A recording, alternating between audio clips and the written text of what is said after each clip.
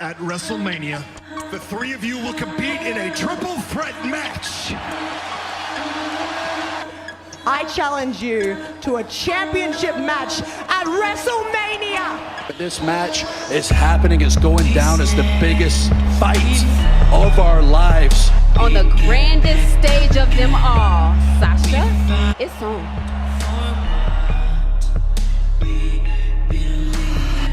I can't be disrespected like that.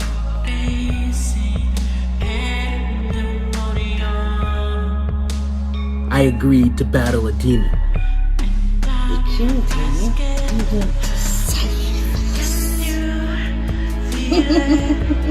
Can you feel it? Can you feel it? In the air we're breathing in. San Diego. Got a hold of Moses again. Hey Moses, are you gonna hang out or flake? Lonely. By God, you're back. I'm going one-on-one with my own flesh and blood, title for title. The cinematic showdown. This is a realm where only your biggest fears and your greatest nightmares become a reality. I'm not here to preach to you. I'm just telling you where I was months ago. I'm a better man. Do I have everybody's attention now? I'm coming for you.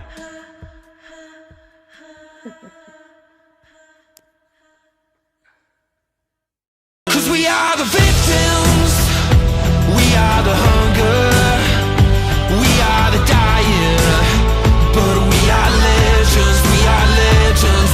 Na na na na na na na na na na na na. Cause we are legends, we are legends. Do we have everybody's attention now?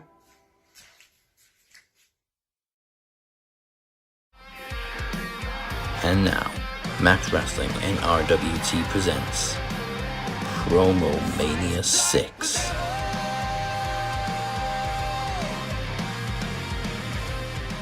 Do we have everybody's attention now?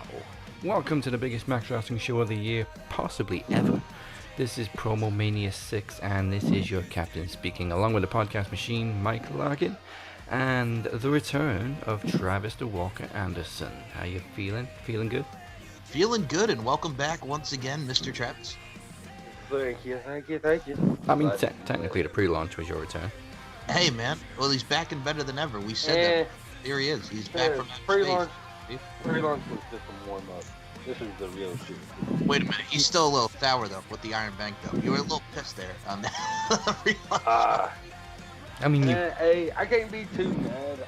I kicked ass. I held the lead the entire time. So yes, and you got to the final.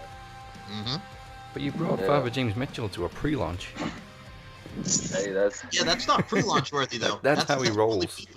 That's not. I got a text later that day from Chris Maldonado, and he's like, "Damn, you just came back with full force, didn't you?" I'm like, "Hey, I gotta do what I gotta do, you know." Just to remind everybody who the fuck you are. Exactly. I said, I can't remember who I said it to, but I was like, well, we can't record Impact anymore, so I have to be the Impact. Yeah, true. Yeah. This will be the first show in a long time where there's no Impact discussion because they're now on Thursdays. Back to its original day of Thursdays. Thank you, NXT. Okay, we are also joined once again by Chad from Bold Prediction Wrestling, looking to add another predictions title to his collection. You came very close last night. Yeah, that I didn't see that main event going that way. No, I was pissed because how many times lately have I said Io Shirai's going to drop the title, and when I finally go on her side, she drops the title. As soon as you went for her, I knew she was going to drop it. Yeah, I'm a jinx. I've said this with predictions before. I'm a jinx. Don't ever agree with me. I think for WrestleMania, whatever you go for, I might just go for the opposite. I mean, to be fair, my predictions were exactly the same as Mike's last night, and Mike's a fucking 7-time champ. Yeah, the problem was that damn Zoe Stark. Even though I like her, I was not expecting that. That was a surprise as well. Both women's matches were a surprise last night. But Bronson Reed, I was not expecting Bronson Reed. No, I wasn't expecting that either, to be fair. That was a bit of a shock, that one. I was pissed. Also joining us, her human side has been granted permission to appear ahead of her epic showdown with the Kingpin. It is my pleasure to welcome back the once longest reigning promo champion, the Demoness. Hello, everybody. Well, technically Nicola today. For now, anyway.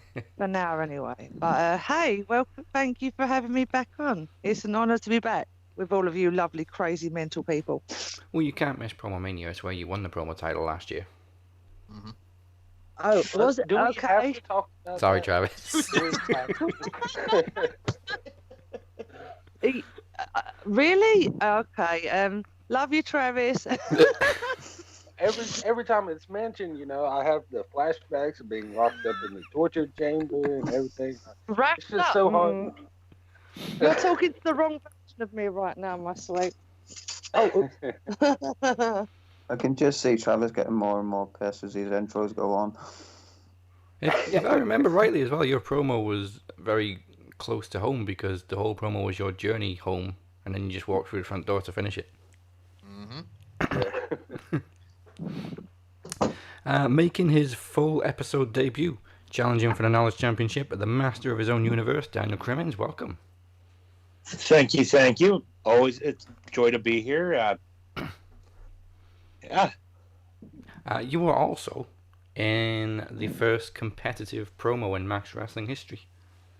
Was I now? Yes, was it King of the No, it was the first promo climax. Yep, first promo climax. Opening round. Can't remember who I was up against though. That would be Mr. Burnham. Yeah. Oh. We're allowed to say his name. We could say his name. I thought you were going to say Travis. I wasn't sure if it was him or yeah. I came in like a long time after that. Yeah, you were King of the Mike debut. Yeah. Against Moses, who isn't here yet, so we can mention that that 9%. Yes. Sorry, Moses, when you listen back to this. And finally, he is the current reigning and defending Knowledge Champion. Also, the current reigning and defending Promo Champion. Also, the new 1/4 of the Predictions Champions. And Max Wrestling co-founder, the Phoenix. Phoenix 3 belts. Phoenix 3 belts, and I'm actually quite nervous today. I feel like there's all this weird, bizarre pressure on me. Well, I'm not surprised. I mean, you've got 3 titles on the line, plus you're going for another one. I make people uncomfortable deliberately, so it's my fault. Phoenix is trying to leave this show like Bobby Lashley in TNA. Oh my god. All the Grand gold. champ, X Division champ. Oh my goodness, yes. Bobby with all the gold. Mad. When he had all them belts, I wanted to throw at least one of them at him. I swear. An irritation, Bobby Lashley.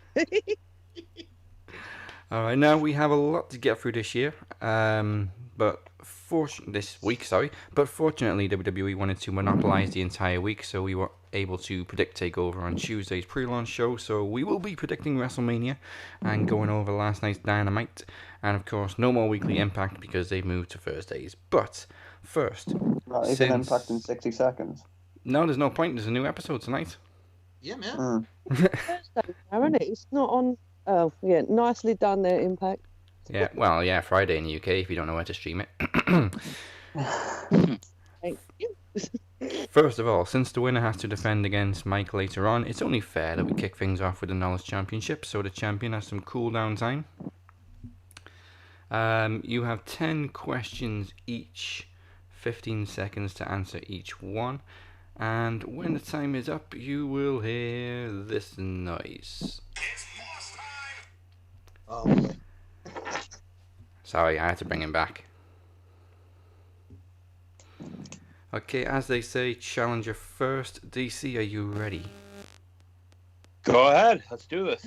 All right. First question for the Knowledge Championship. Elizabeth Kozianski is the birth name of which Hall of Famer and former Divas champion? Beth Phoenix. Yes. One to you. Phoenix. Little known fact. She's actually from my hometown. And it's a big thing whenever she comes by. Yeah, I watched her documentary last night after NXT. Really cool. Can I just say how heartbroken I was, man? The girl comes on the roster and then she breaks her jaw. Oh, and she didn't even know until she got backstage. And then she has to go through developmental again, didn't she? Yeah, that sucked. Because it wasn't. But it turned out well for her in the end. Yes. All right, Phoenix, your first question. What did the E in ECW originally stand for?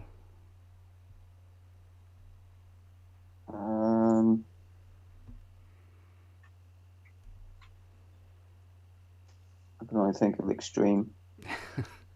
It's not though, is it? 2 seconds. I'll have to go with extreme. I don't know. Yes, thank you for the message. Of course, Mike knew it. It was Eastern. Oh. Eastern Championship Wrestling. Yeah, when you had Hot Stuff Eddie Gilbert and you had Jimmy Superfly Snuka up in there. Yep. All right, question 2 for Daniel. How many World Championships has Edge won so far, including World Heavyweight and WWE?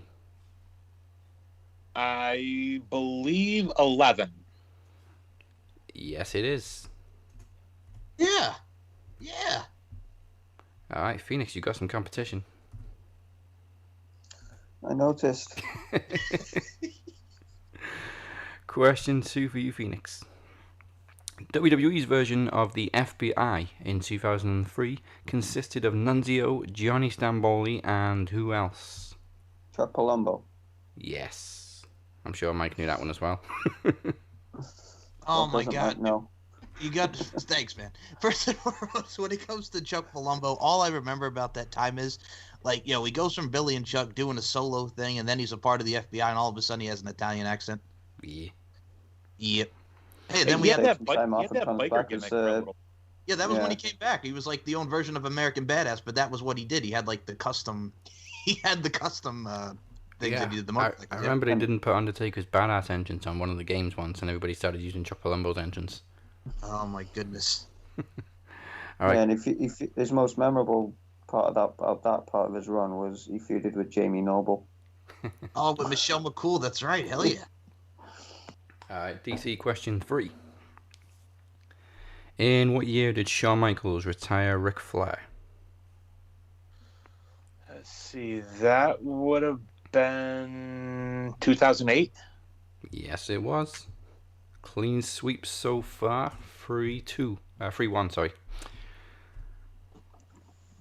Phoenix, question 3. In what year did The Undertaker retire Shawn Michaels? 2010. Yes. 3-2. Question 4 for DC. Who did Roddy Piper defeat in a Hollywood backlot brawl at WrestleMania 12? That would be Goldust, a.k.a. Dustin Rhodes.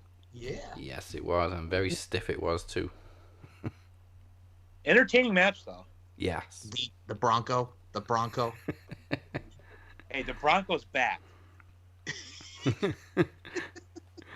Okay, Phoenix, question 4.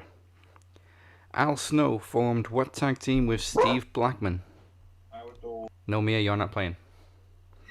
Sorry, can you repeat the question? Al Snow formed what tag team with Steve Blackman? Oh, is it Head Cheese? Yes, it Or was. Cheesehead, something Head like that? Cheese. So ridiculous. I don't know if you can hear it, but next door neighbour's dog's going as well. Oh, so Mia and the I next just door neighbour's coughed. dog are having a conversation. Yep. No, Mia's hovering outside the window. Oh, okay. I think somebody was knocking on one of the neighbour's doors and she heard it. I'm just waiting for Amir to yell out, "Shut up!" If my dog starts barking, I'm blaming you, just saying. Because my dog normally barks when every other dog barks for no reason. It's like a street calling. They're all talking to each other, saying, hey, what the fuck's going on over there? I've seen 101 Dalmatians. It's their version of Skype. Yep. That's it. Perfectly said. Question 5 for DC. We're halfway. Who holds the record for the most WWE era United States Championship reigns? Would that be John Moxley, aka Ambrose? No, he's the longest reigning, but the most reigns goes to John Cena with 5. That's Ugh. yeah. I still can't see it. Chris Benoit also has 5, but some of them include WCW. We don't mention his name. No, we don't. Well, WWE don't. Well, we will. All right, Phoenix, you have a chance to even the score. And the question is, who did Beth Phoenix defeat for her first women's championship in 2007? Candice Michelle. Yes, it was with 4-4. All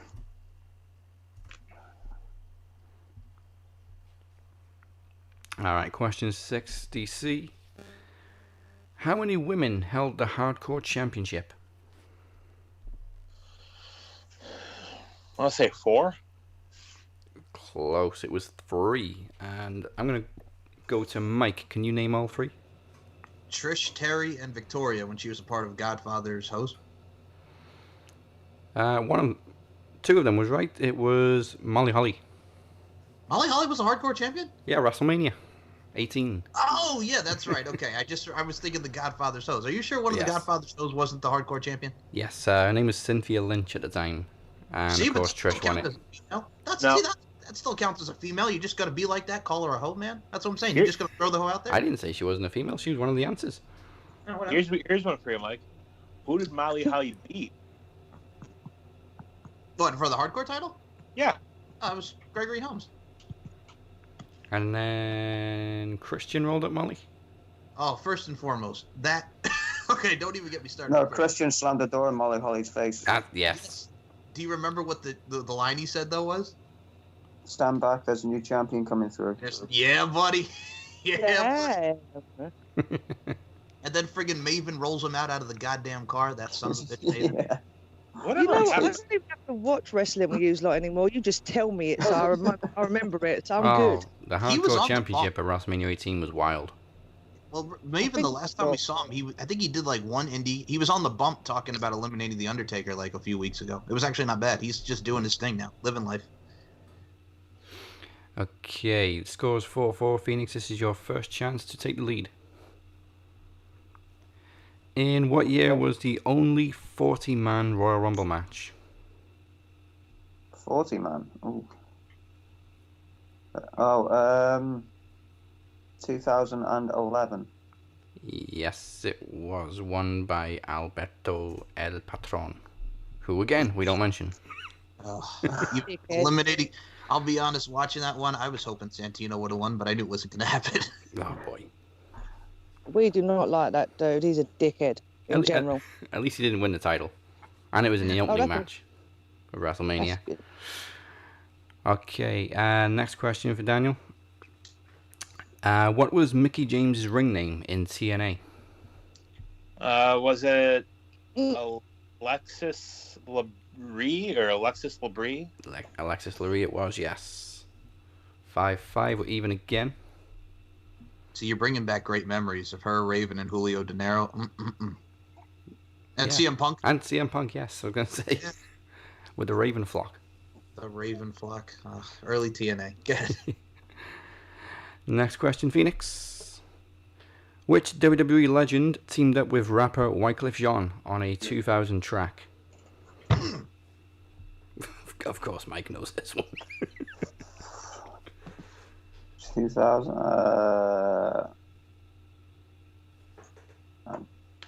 I don't know. 4 seconds. Road Dog. See, if I'd have given you the song title, it would have given it away. The song title was "It Doesn't Matter." Oh. Yeah, it was The Rock. You know how I know that? Because you're Mr. Pop Culture. Oh, everything. Well, it was on. They premiered the video on TRL back in 2000 when The Rock was hosting. I think this was also around the time when he had Pie. Remember, he had what's his face, Slick. Yeah, on WWE The Music Volume 5. Hell yeah! Okay, we're even on 5-5. Another chance for Dan to take the lead. Next question. In what year did the British Bulldog return to WWE for a final run? 1999. Yes, it was. Yeah.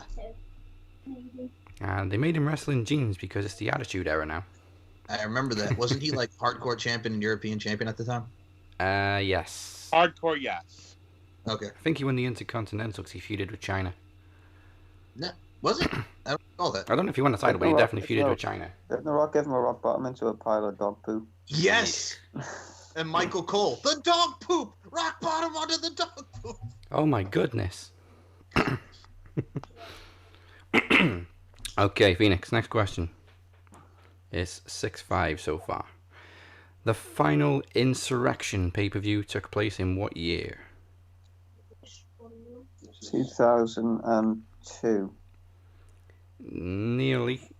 It was 2003. I don't remember one being in 2003. Triple H. Yep, that was the last one. It was in Newcastle. Okay, scores are 6-5. And 2 questions remain each.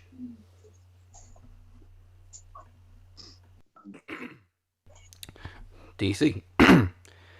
How many times has China won the Intercontinental Championship? Once. Oof, it was twice. Porsche. Really? Yeah, the Jericho when they were the co-champions. Yeah, Jericho and Jeff Jarrett. Mm-hmm. Okay, breather for you, Phoenix. You have a chance to even the score. The song I Don't Wanna Stop was performed on SmackDown in 2007 by which metal icon and WWE Hall of Famer? Ozzy Osbourne. Yes, it was. It is 6-6. Ooh, it's getting tense.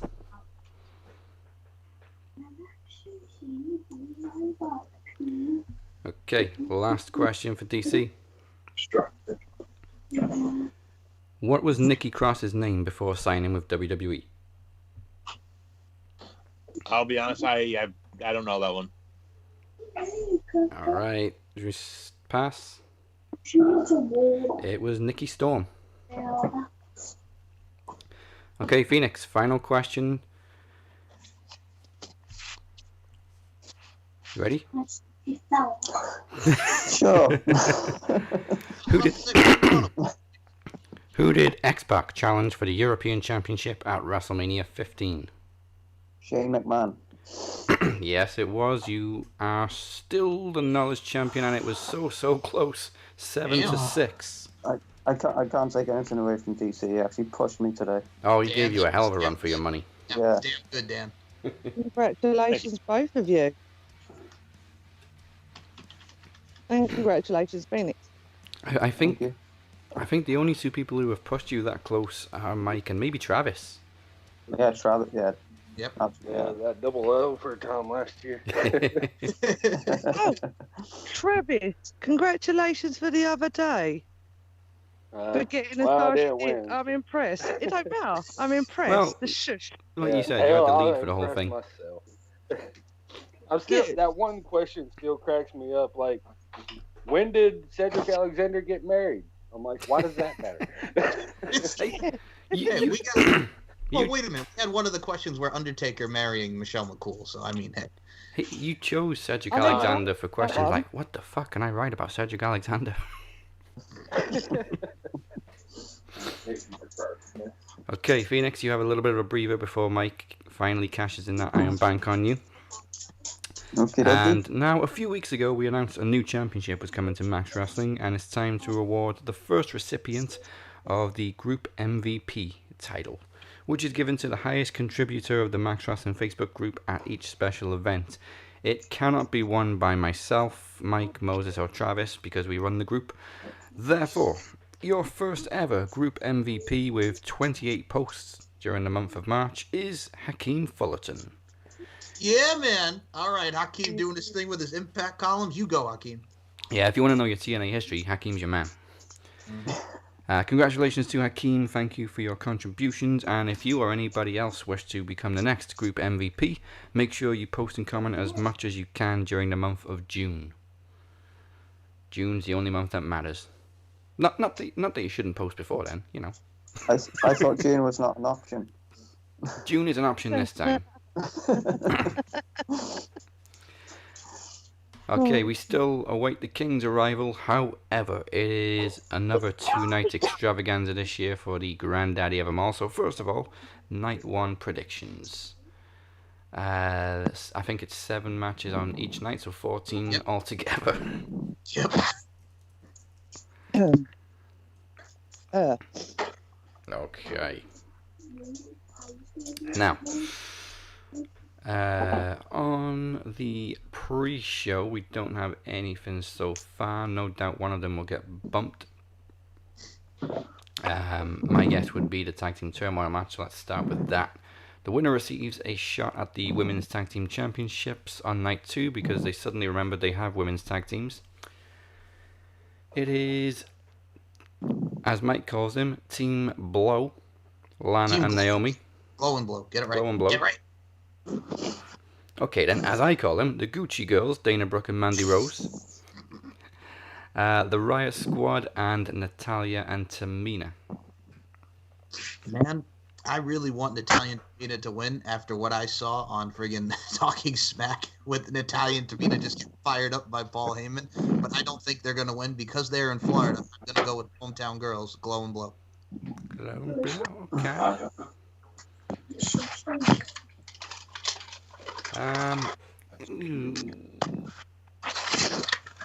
You know, haven't they already had the shot a couple of weeks ago? The one that they actually earned. So I'm gonna go Riot Squad. I'm gonna go with whoever Lana's teaming with. Lana and Naomi. Glow and Blow. Glow and Blow.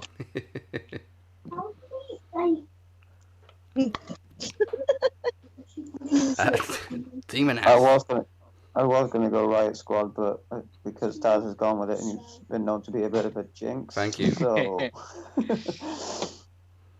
but so you're going Glow and Blow as well?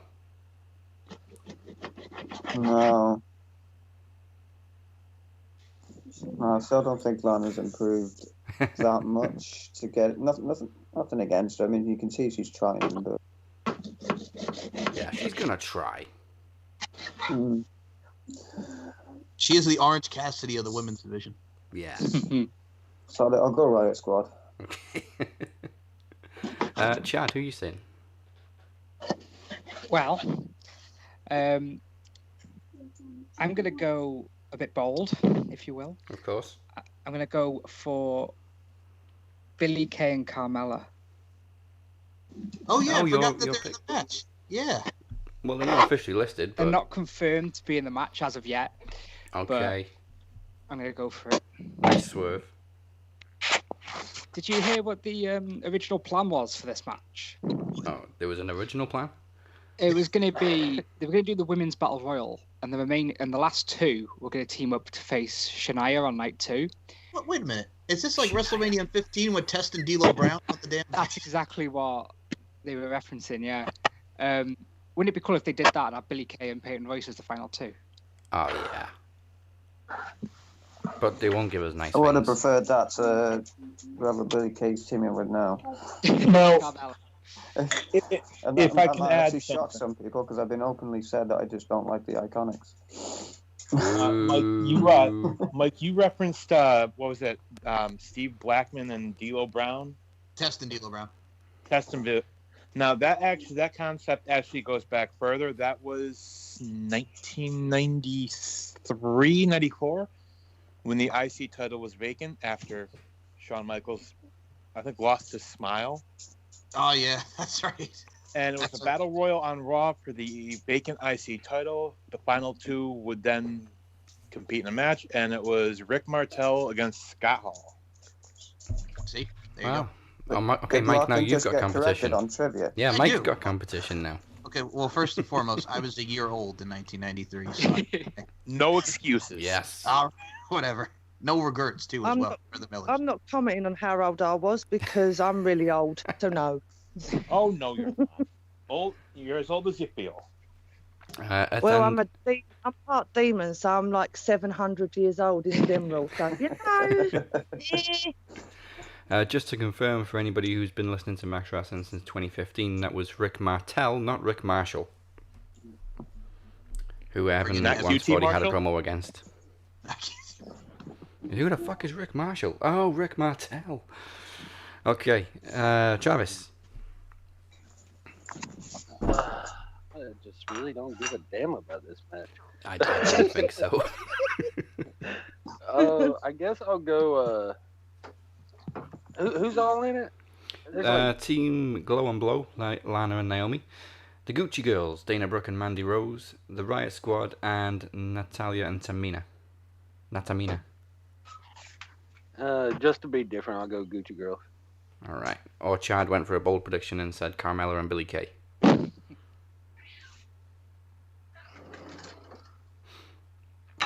Miss Demoness, who is your choice? I'm gonna go with these Daniels. I'm gonna pick the same as him. Alright, Glow and Blow. Yeah. And again, Mike, just confirm why we call him Glow and Blow while you call him Glow and Blow. Mike? He's muted. Okay. Well, I think it's because, of course, Naomi's got the glow and because Lana blows.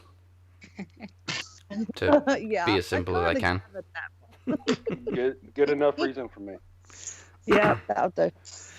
Alright. One match I'm sure nobody really cares about. Braun Strowman versus Shane McMahon in a steel cage match. Because it's been So such it wasn't a steel stupid cage, rivalry. If it was more like a false count anywhere or street fight or something like that, then fair enough. But if it's a steel cage, no. Yeah. I mean, Shane just needs something high to jump off. I'm just gonna go with it easily and just put a point blank Braun. Yes. Shall I just not bother circulating this one? Is everybody going with Braun Strowman? Can we just say that the real losers in the Unless Braun does what he did to Kevin Owens on top of a cage. Oh yeah. What was that, Dan? I'm going Shane. Dazzy, Yeah, the I'm real gonna go. that match. I'll go Shane. What? We Yeah, I'll lose go that Shane. one because we have to watch it. Okay, Travis says Shane. I mean, stranger things have happened. So we know it. He beat Big Show in a last man standing match by almost killing himself. Yeah, but what's Shane going to get out of this if he gets a victory? You get the same as WrestleMania what you because got when he's a he beat McMahon. Roman in Saudi. Yeah. Oh yeah. And then is it WrestleMania? If Shane wins, he'll probably make Braun sit in the corner wearing a dunce hat. Oh God. Which way did he go? Which way did he go? Alright, Seth Rollins versus Cesaro, which should be a banger. But it's a straight singles match. I think this will open the show. Yeah, more than likely will open the show. They usually go with the IC title, but that's on night 2. I think... Oh, actually, I don't know. Like, Seth's been back for a good few weeks now, so I think Cesaro takes the win. I'm going with Rollins just because they don't seem to like Cesaro. No, they tease about pushing him, don't they? And then they never fall through with it. Yeah, I mean, he's getting a bit of a push now. And obviously it seems Rollins doesn't have a problem putting people over. But see, that's until Vince McMahon remembers who he is and decides he doesn't like to push him. Yeah. I think Cesaro needs it more, though. I thought you were Baron Corbin. Oh yeah. Yeah, Cesaro definitely needs it more, but I kind of feel like he would get that Zack Ryder treatment. But there's really nothing on the line. It's just a straight singles match. So I think it might continue a little while longer. So I'm going to go Seth. All right. Cesaro's been getting the upper hand lately the past couple of weeks or so, isn't he? So. I think the only thing Cesaro's getting out of it is having his first singles match at Mania. That's pretty much the only thing.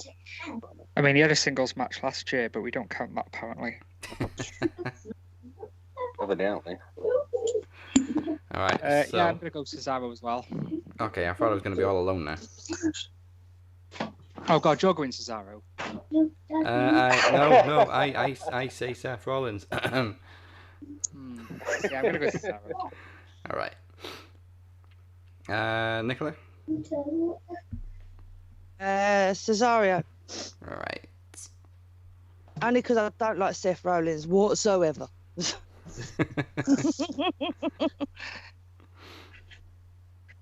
I Phoenix, you said Rollins. I'm edging more towards Rollins slightly, yeah. Okay, and Mike? Okay, so Cesaro, when he had that moment in 2014 with the Andre the Giant Memorial Battle Royal, I loved it. I mean, last year, like Chad said, I believe who'd he face? Like Gulak, I think it was on the. Thank you. And I think this is his moment. I mean, you got two ROH guys here who wrestle each other bunches of times. We've seen them on the Indies, and now here we are on the forefront, the main show, the granddaddy of them all, WrestleMania. I think Cesaro finally gets his moment. I'm going with Cesaro. Neutralizer, 1, 2, 3 on that boy. All right. We also may need to take Nakamura into consideration. He's kind of the third wheel in this rivalry. He's in the bloody Andre, isn't he? Yeah. Yeah. The battle royal that nobody really wins anything from. Hey, if Mojo Rawley wins the Andre the Giant Memorial Battle Royal, what does that tell you? It's to get everybody on the show battle royal. Yep. Hey, Matt Hardy won tomorrow. Yeah.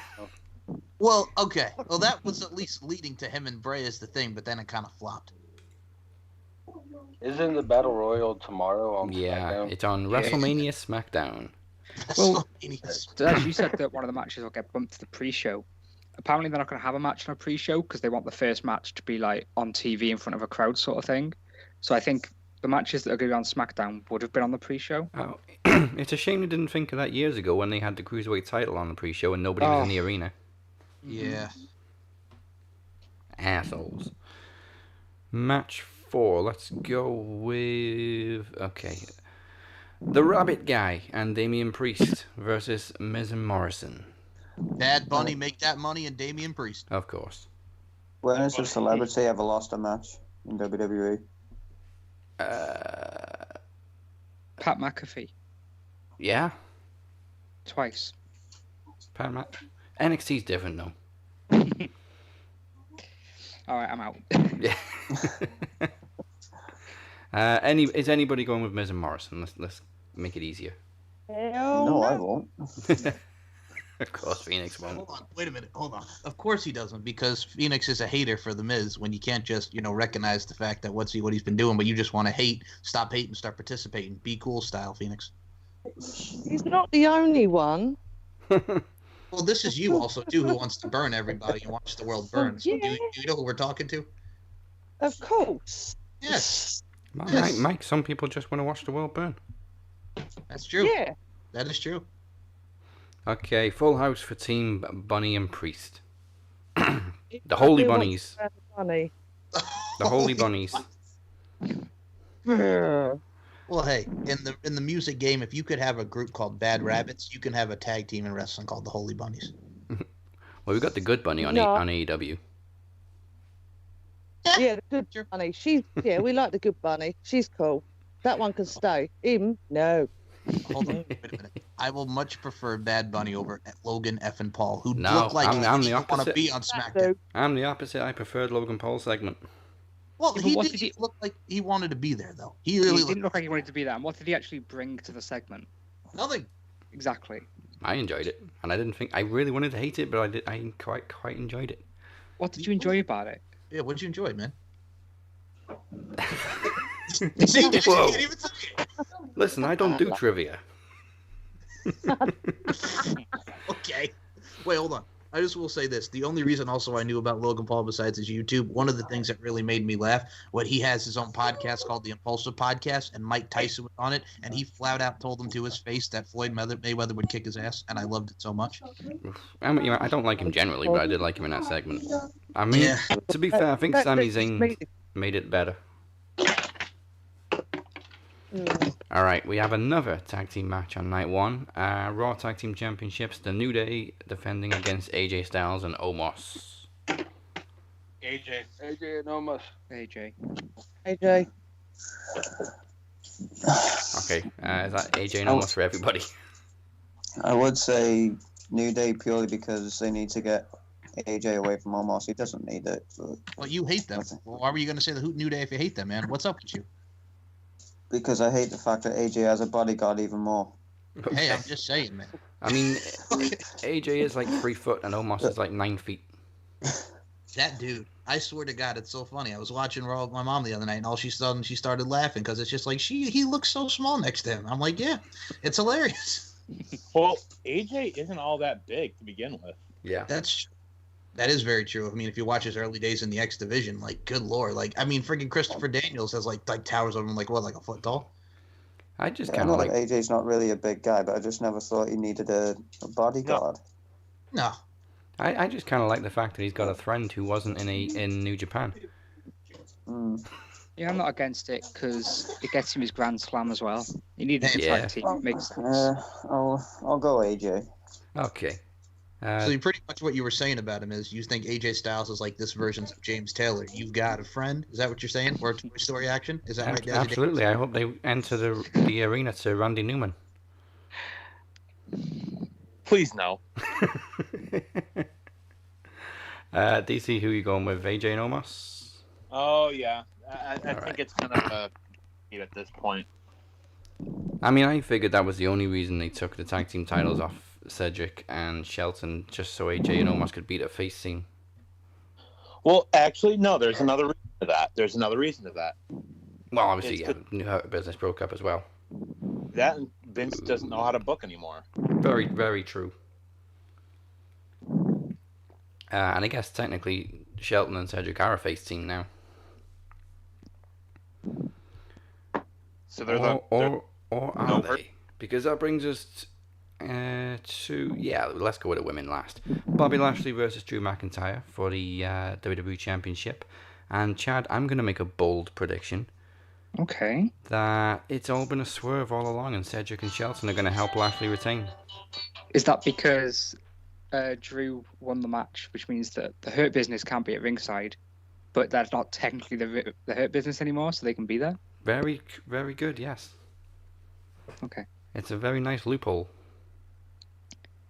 I'm also going to go with the bold prediction, and I'm going to say there's going to be a double turn. Okay. I reckon we get heel Drew McIntyre, babyface Bobby Lashley. Please no. Fair enough. So who do you pick to win? Drew. Okay. That is a bold prediction.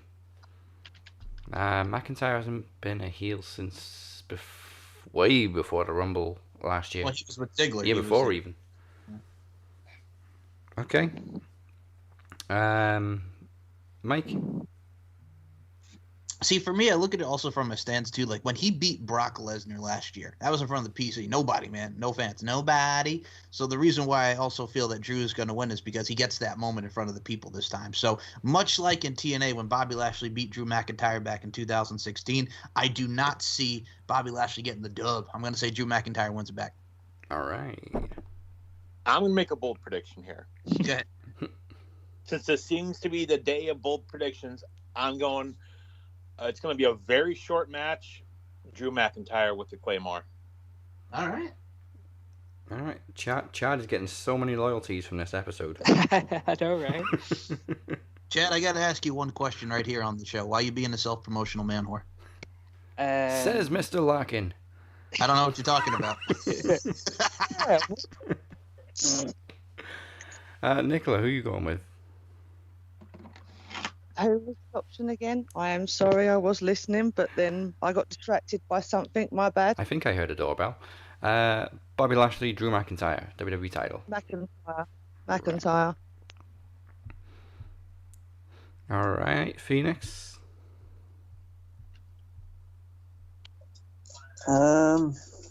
Pretty sure. For me, this is another tough one because I think the hype that Drew had last year is more or less gone, and it seems more like it's Lashley's time now. But everyone's making good points about McIntyre winning it back.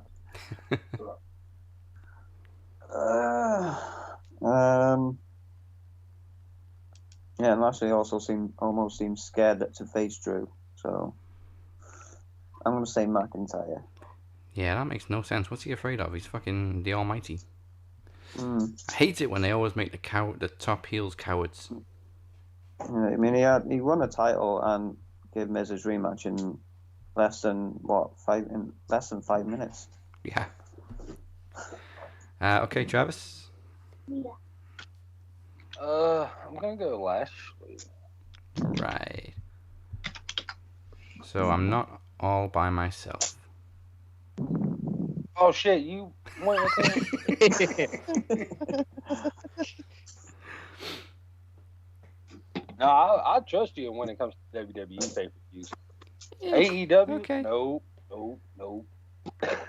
To be fair, I've had more success on Impact pay-per-views. I know. Yeah, same for some reason.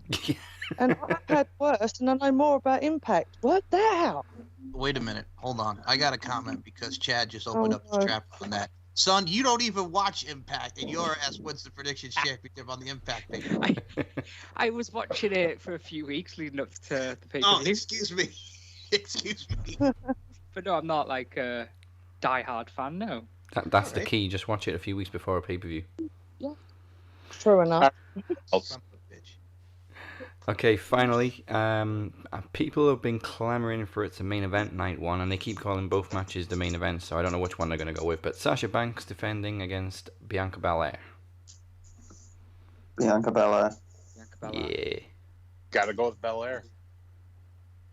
New champ all round? No, I'll go Sasha. Okay, Travis wants to be different.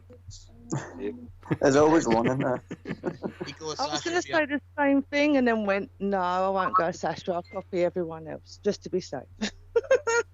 All right, I'm gonna say it. She whips her hair back and forth. She whips her hair back and forth. Please Yeah, don't. you're welcome.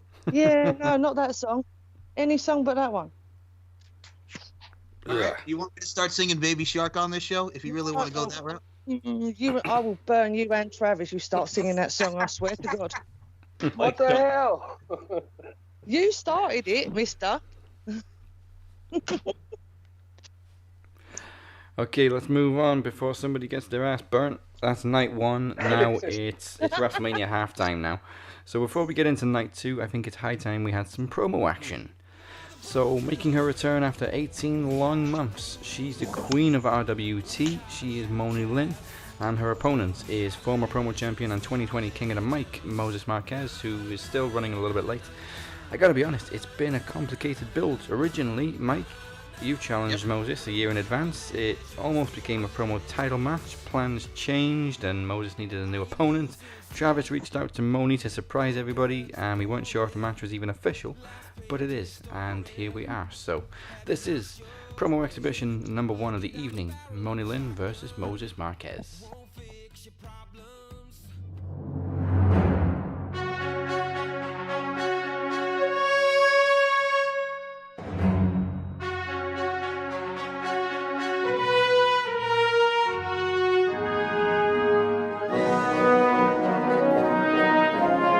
Hello, RWT and Max Wrestling. Hey, it's your queen, Moni Lynn.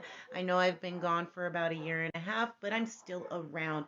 I'm trying to deal with this whole bullshit that was going on this last year, trying to keep our kingdom as beautiful as it is and as it will always be. Now it's time for Promomania. Like I said, it's been a little over a year and a half since I've done a promo, so give me some time. So it looks like it's me and El Jefe, Moses Marquez. What do I have to say about Moses? I'm thinking. Give me a minute. I have nothing to say about Moses other than he's a flake. Your queen has traveled over to go and try to visit this fucker. Nothing happened. So, here's my promo.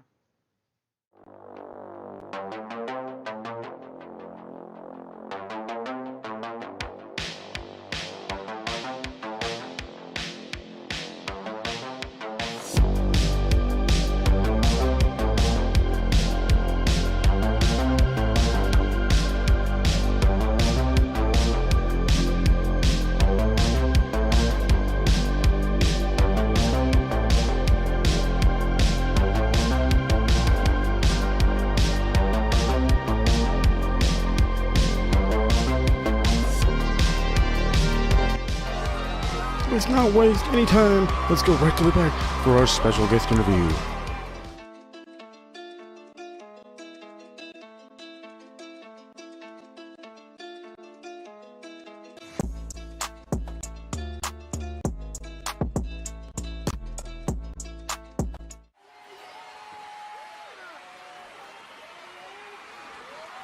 Thank you.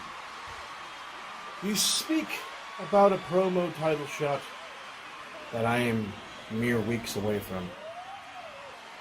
But the focus is not on the promo title. However, the focus at hand is on the one queen pin, Miss Moni Lynn. Miss Moni Lynn standing dead center, first in line, primed and ready to ride Space Mountain. But you bring up championship gold, and that's something I sure desire. So let me just get a very small message out to the one and only Phoenix. Phoenix, you are in a cinematic match with the one, the only Dazzy Lee. And good God, you're lucky it's not me, because if it was me, I'd chop you. Oh God, I'd punch you. Rip your eyes out of your skull. Because you have what's mine, and I will stop at nothing to get it back. But that's Dad. This is now. She's real Moni Lynn, I'm not forgetting you. You shut your mouth, punk. I would never forget about you. He wants to say you're the real queen. I say he's a liar.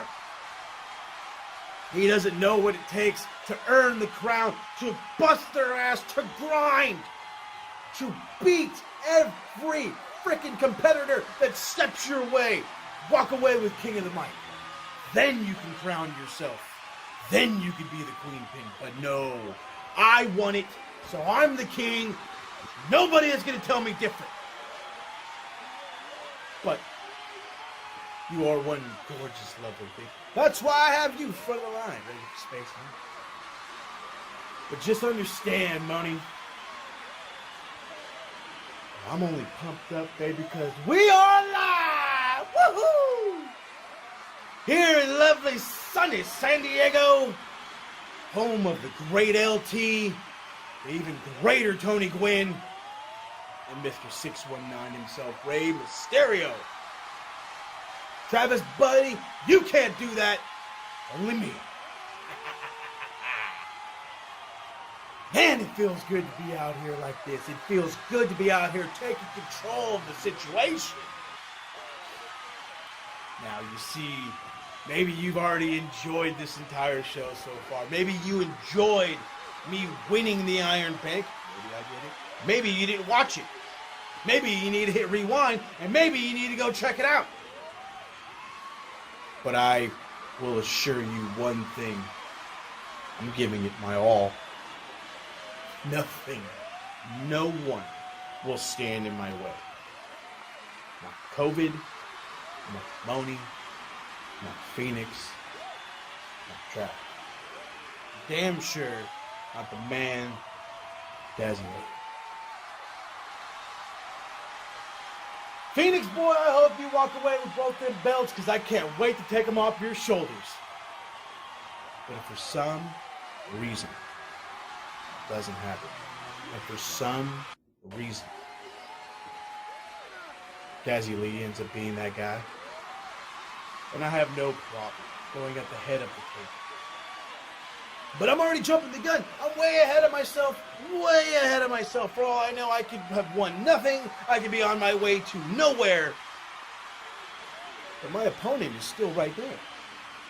And well, I've got a cut on her because that's what I do. Moni, thanks for coming out. I know you're out here trying your best. I know you're trying your hardest. But it doesn't compare to what you're doing. I thank you for coming out. Hell, I praise you for coming out, and I will gladly give you a consolation prize. But I don't want you to hate on the king anymore. No more hatred for King Mo. Because the fact of the matter is you need to learn to love it. Because it is the best thing going today. Woo! Get someone to follow that, brother.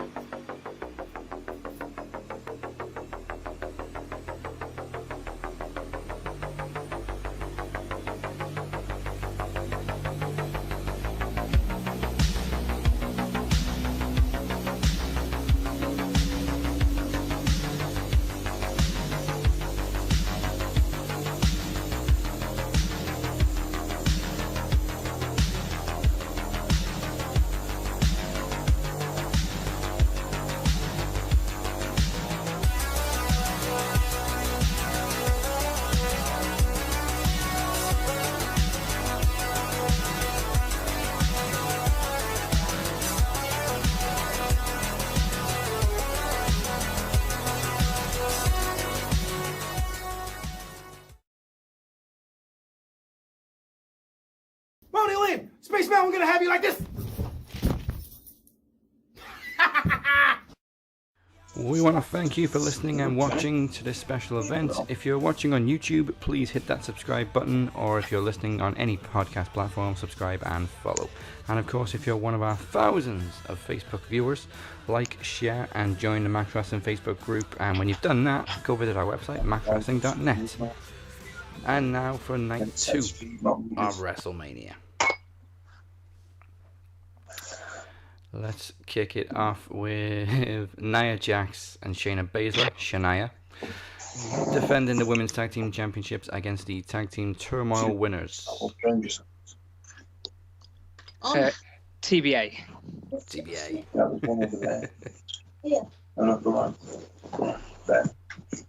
I new champions all across the board. Alright. We had one of those bold predictions on Tuesday, didn't we? Everybody said all new champions.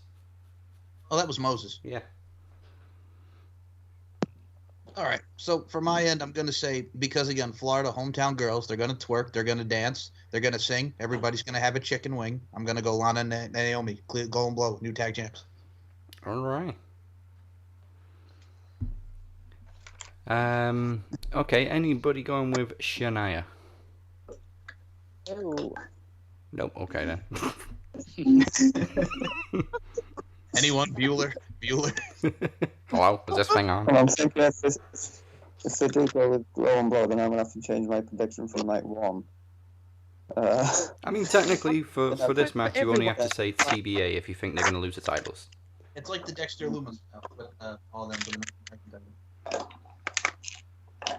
Yeah, this one's a easy one to win a point on, because no matter who you said on night 1, you only have to say TBA if you think Nia and Shayna are going to lose the titles. Yeah, I could see him dropping them, because they haven't had Shayna as dominant as NXT, have they? So. Oh, hell no. So yeah, I'm gonna go TBA. Well, you're third wheel with Reginald and Nia Jax. That's really down. Yeah, Reginald's really becoming a wedge between the two of them, so TBA for me too. Now, singles match for the United States Championship. It's Sheamus versus... I'm sorry, I forgot what I was saying. Matt Riddle. I gotta go with Fast Times at Ridgemont High. I gotta go Riddle. I gotta go with Spicoli. Okay. Chad? Can you come back to me? Okay. DC? I'm going Sheamus. All right. Nicola? Sheamus. Okay. Just to be like different. Travis? Now, see, this is kind of goes back to, Drew and Bobby. I think Bobby's going to win. Sheamus is going to win. And then Sheamus and McIntyre will feud for the title. All right. Later on. Phoenix? I was going to go Sheamus until Travis mentioned a feud over the title, but if Drew wins the WWE title, then they can feud over the WWE title instead of the United States. So, I'll say Sheamus. Okay, so I think Chad's just waiting for my prediction, so that would be Matt Riddle to retain, bro. Oh, see, I don't know, because he's not long won it, is he? No. But do you know what? Yeah, I'll go Matt Riddle. Thank you. Thank you very much. All right. We mentioned him earlier. Logan Paul will be in Sami Zayn's corner against Kevin Owens. Kevin Owens, stunner, 1, 2, 3. Gotta go KO. Yeah, should we obviously Logan Paul's going to turn on Sami Zayn, so should we keep this simple? Is that a full house for KO? No, I'm making a bold prediction again. Sammy. Okay. Same. Always one. Well, there's two. Oh, two. Ah, all right. Never mind. Yeah, I'm going to go Sammy as well. Okay, make that 3. Damn it. All right, I'll shut up right now. When Dazzy thinks it's a full house, it never is. Yes, very true. And no matter who I think it is, it never is. Yeah, that happens to me too. Well, ladies and gentlemen, I have to bow out. I wish you all good fun, and it's been fun. All right. Feel free to finish your predictions later on. Will do. By sending them over, we will speak to you very soon. And good fight with Phoenix. Yeah, man. We'll have to do this again soon. Absolutely. Absolutely. All right, buddy. Jinx. We said the same thing. Make a wish. Okay. I think I already made my predictions for Kevin Owens. So this one's pretty split.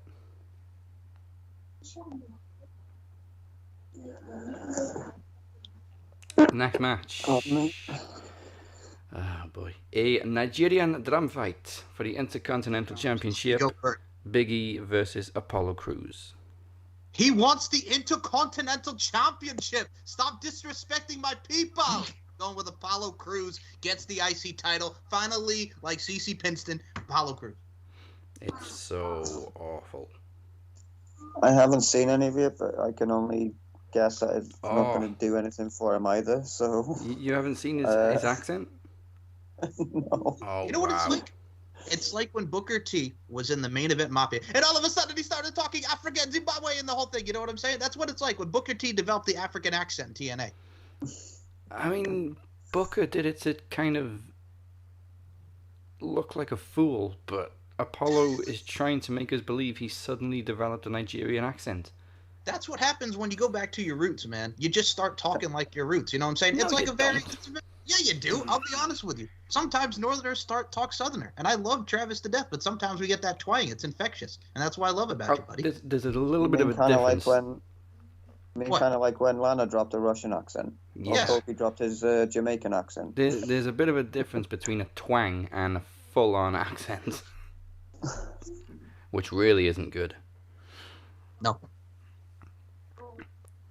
Okay, how many for new champ? I'm in. Mike? Well, I'm saying it just for wishful thinking. I really hope that he wins and then Big E just goes and starts feuding with Roman. I'd actually like to add on to what Travis said right there, because he also made an eloquent point. And like, man, you got this big powerhouse in Big E. He used to do the 5 count. He was a soldier, like I told you. I can't keep still. I'm addicted to multiple females, as his former theme song said.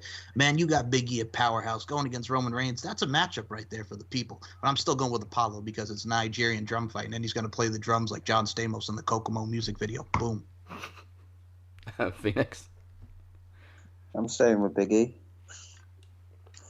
Okay, that's one for Big E. Oh. I'm also gonna go Big E. There we I know go. Apollo has like lost 6 championship matches in a row, but I gotta go Big E. Okay. Oh man, it's just a straight singles match. Okay, that's weird. The Fiend versus Randy Orton. The Fiend. Crispy Fiend. Deep fried Fiend. What is with that fecking mask? Seriously, He's burnt. He's burnt, Nicola. He's burnt. Well, obviously, I know that, but it just looks weird. That's all I mean. I keep looking at it going, what is he even in there? That's the other side of it. Is it him in there, or is it someone else in there? So yeah, I mean, I've been listening to you lot well too much. That's where I'm getting this from. Yeah, that was a bold prediction that it's possibly Bo Dallas. Yeah, I was about to ask you if people are still speculating if it's him or not. I haven't seen anything since the initial rumor started spreading, but we didn't even see the Fiend or Randy last week, so hello. I am gonna go with the Fiend, and I do believe in the bold prediction that it's Bo Dallas under the burnt mask, and we're gonna see the real Fiend in the match. I hope so. But yeah, I agree with you. It's not the same. It's not. They haven't shown any hints of a second Fiend or anything, though, have they? So it's... No, but his body shape just doesn't look right. See, I think it just looks like Ray. Yeah, it looks like they have like different. a lot of padding. Yeah. It's a lot of padding. It doesn't look like the right height either. For the Fiend, he looks smaller. There's just nothing right about it. No, so it's almost like somebody tried to create the Fiend on 2K and just got the body proportions all wrong. I'll put a view over there. Your eye can go here. Yeah, that kind of stuff. So is everybody going with a Fiend? Yeah. Okay. Yeah. Mm-hmm. That's an easy one for me to write down. Raw Women's Championship, Asuka versus Rhea Ripley, which may not be as straightforward as we think, because they immediately have pretty much turned Rhea heel. I'll go to Chad first. I was going to take the mick and say Charlotte, but I'm going to go with Rhea Ripley. Okay. Travis likes to be different as well. So Travis, who have you got? I definitely have Rhea because Asuka is going to be having surgery on her teeth soon. Yeah, I forgot about that. Yep. Phoenix? Yeah, I think it's about time Rhea Ripley won it. Yeah, she's owed it from last year. That shit fuckery. Nicola.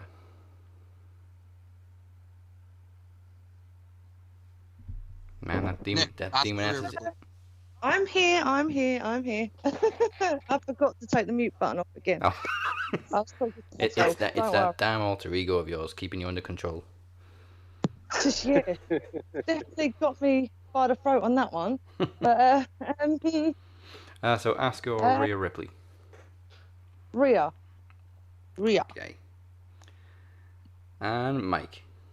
I was originally going to go Asuka, but then I forgot about the teeth thing that Travis said. Also, look at it from a stance, too. You got Ash Costello coming in performing This Is My Brutality. She's getting that grandiose entrance, man. How can you not have her win? I got to go Rhea Ripley, R² in the building. Yeah.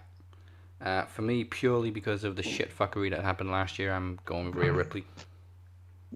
All right. Yeah, I'm not changing my prediction here, but having a live band perform the music is usually a bad omen, isn't it? Yes, it is. Has anybody ever actually won after a live performance? Triple H. Mysterio. Triple H Rey did. Mysterio. There you go. Good The morning. Rock. Top of the morning. Did The Rock have a live entrance?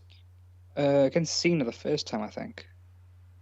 Oh yeah. Oh no, John Cena had friggin' what's his face, Machine Gun Kelly perform Invincible, and then he. The Rey Mysterio. It was Rey Mysterio, Randy Orton, and Kurt Angle triple threat match for the World Heavyweight title. Yeah. Well, Rey Mysterio had a live performance, and he won.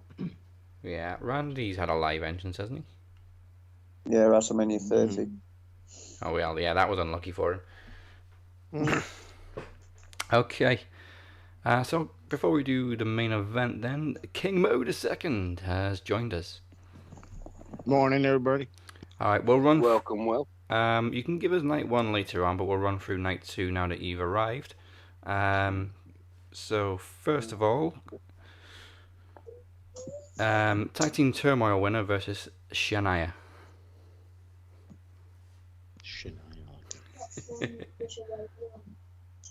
I don't know. Like, I keep saying the Bellas are gonna show up somehow, some way. They're gonna pull the old Cameron Grimes and pay off a team, and there you go. That's how they get in. Yeah, well, I mean, WWE piped in the one more match chant on their Hall of Fame speech. Right? I was gonna say. I was like, I know that was in there. Kind of I like. don't know, I don't think they're gonna bring Io up that quick to tag her with Asuka or something. That'd be cool. But all right. Well, if you want to say they dropped the titles, you can just say TBA, same as we did on Tuesday. Yeah. Cool. Let's do that.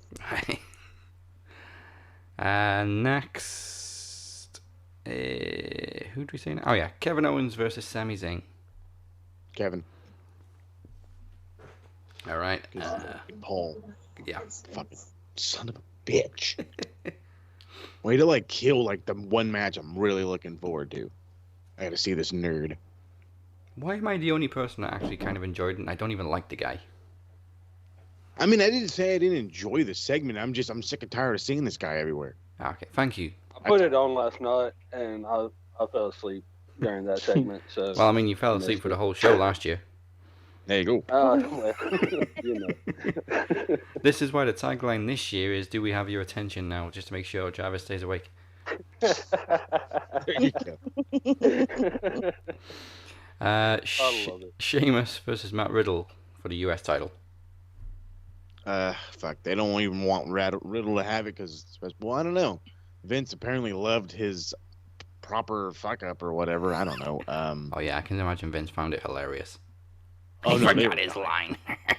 It's such Just a leave it, sketch. pal. You're funny. Look at Oscar's face. God, as much as I want Riddle just to be like taken seriously for a while, I think he's a stopgap, and so it's gonna go to Sheamus. I'll take Sheamus. All right. Wait, didn't he already win that belt once already in WrestleMania? Sheamus? I mean, he's definitely been US champion, but I can't remember when. He won it in a battle royal from Dean Ambrose. There you go. Oh yeah, now I remember. Because it was like Ambrose's first defense in like forever, and he's the longest reigning champion. Yeah. It's like, yeah, the guy's had it like 200 something days. I'm like, when's he defended it? Let's do a battle royal. Okay, Nigerian drum fight. Strum fight. Nigerian drum fight. Strum fight. Big E versus Apollo. Again, one of those things where it's like Big E's perfectly fine where he's at, but they've done all this for Apollo, so I'm sure he's, well, I don't know. He's gonna probably have some like crazy over the top entrance. Oh yeah. We just spoke about crazy over the top entrances being bad luck. Fuck it, he wins. Yeah, he's gonna have this massive tribal entrance. Yeah. Kind of like Samoa Joe had that one year with the Samoan entrance. Yeah.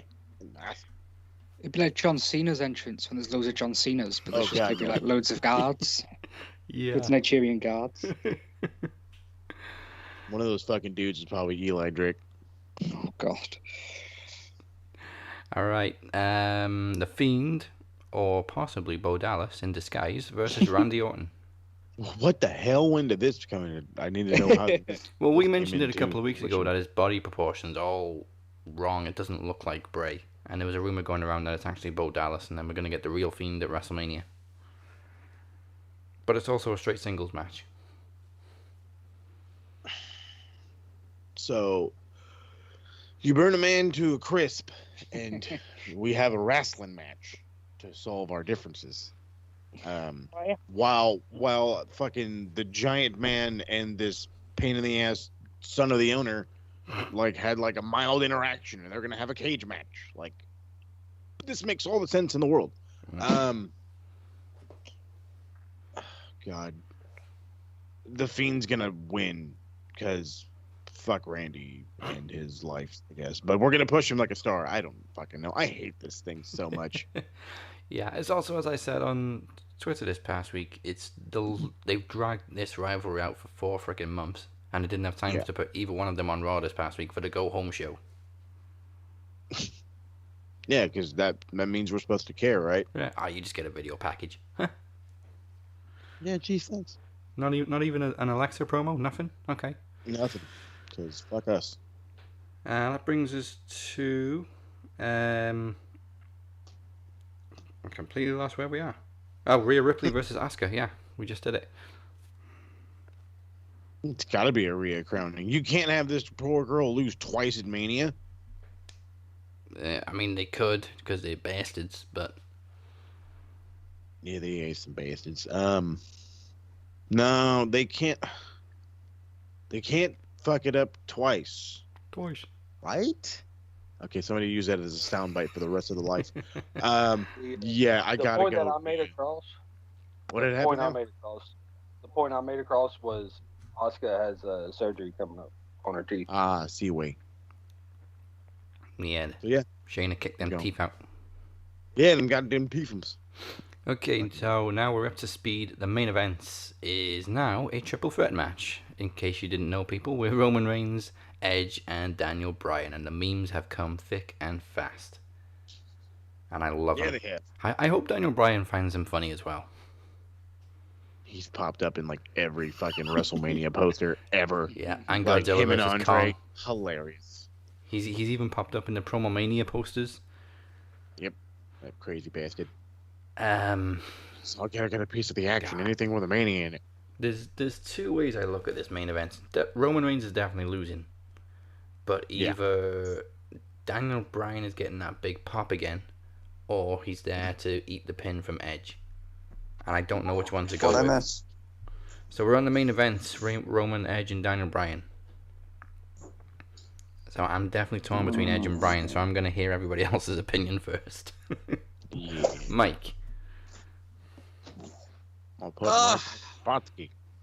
All right. Well, I was originally going to say Roman, but I don't think it's going to be Roman. I think it's time we crown a new champion. And also, we are coming 10 years to the day when Edge officially retired. And how apropos would that be that 10 years later he finally gets that redemption that he wants? And personally, I love a heel Edge as champ, the rated R superstar, as we've seen it many times before. I got to go Edge.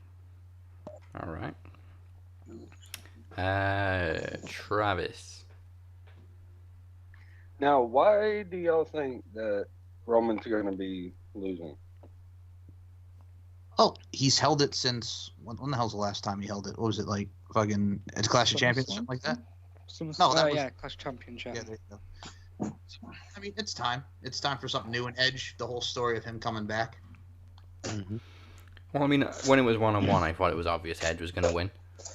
But then they had the Daniel Bryan, so I think he has a chance as well. I just don't see Roman retaining against either of them. But Bryan winning a title in a triple threat has already been done. Yes. That's why it's so cool. It's history repeating itself. I'm freaking torn between Roman and Edge. Oh, okay.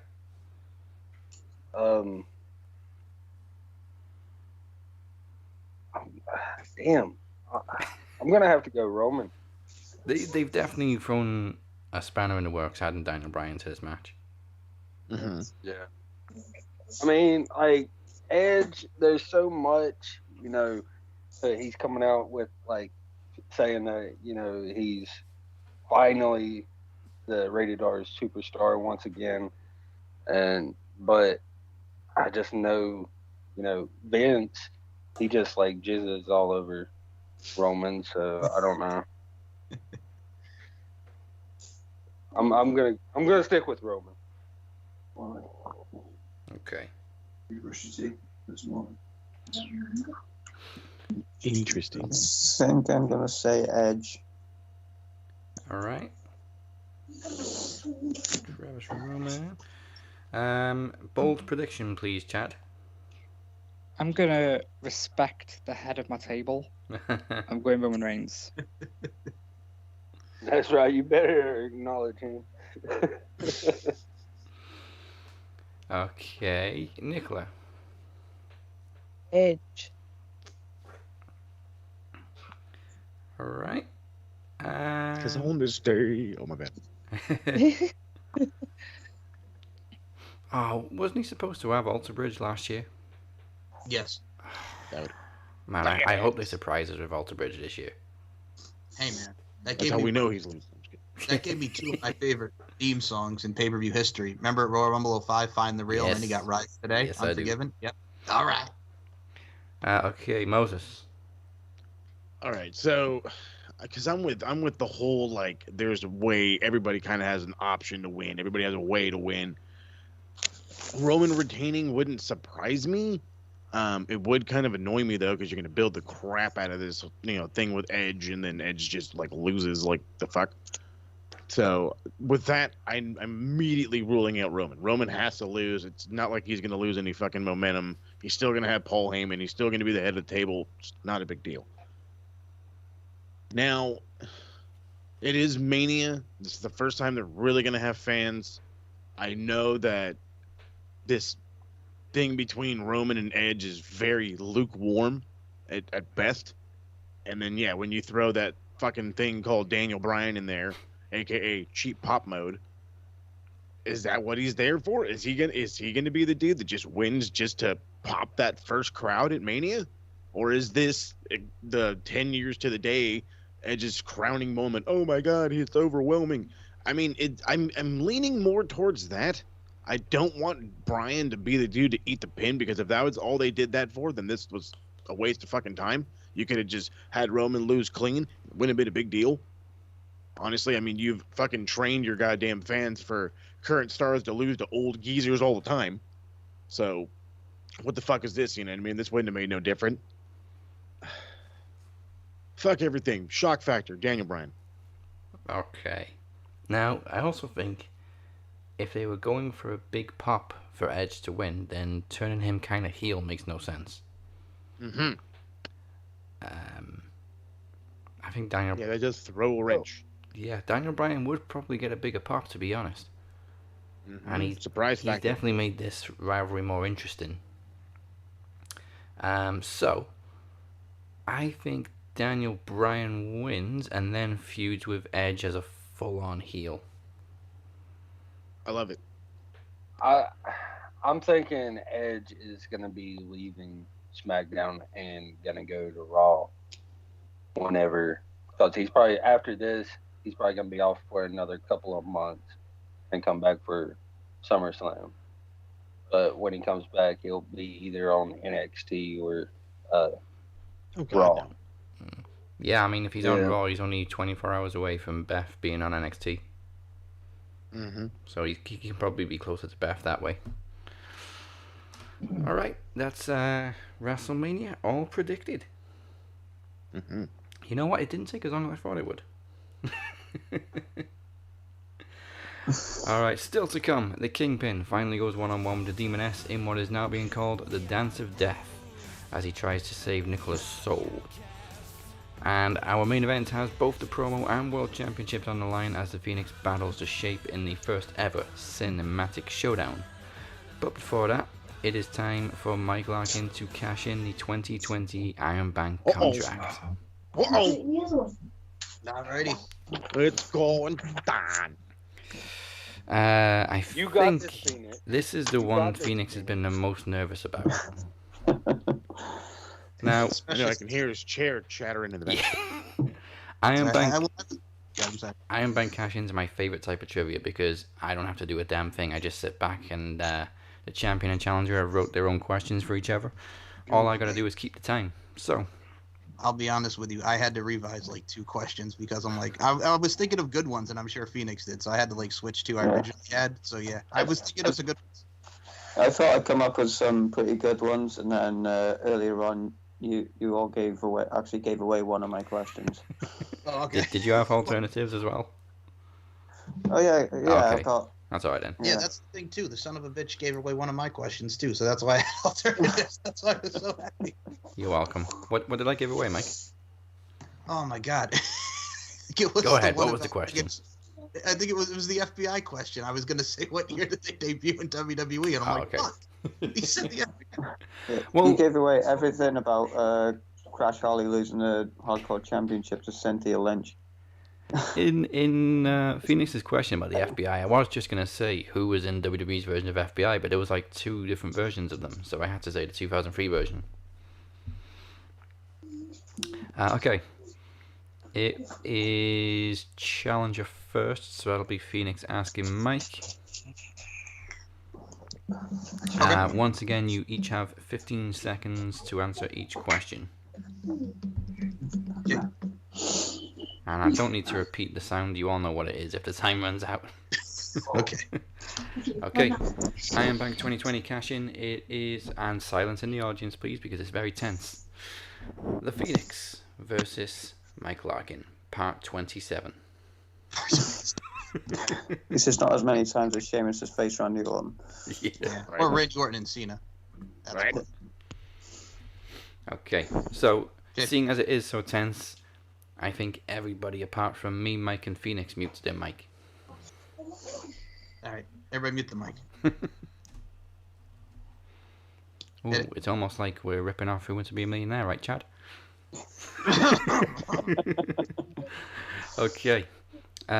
Phoenix to ask Mike first. 15 seconds after you ask him the question.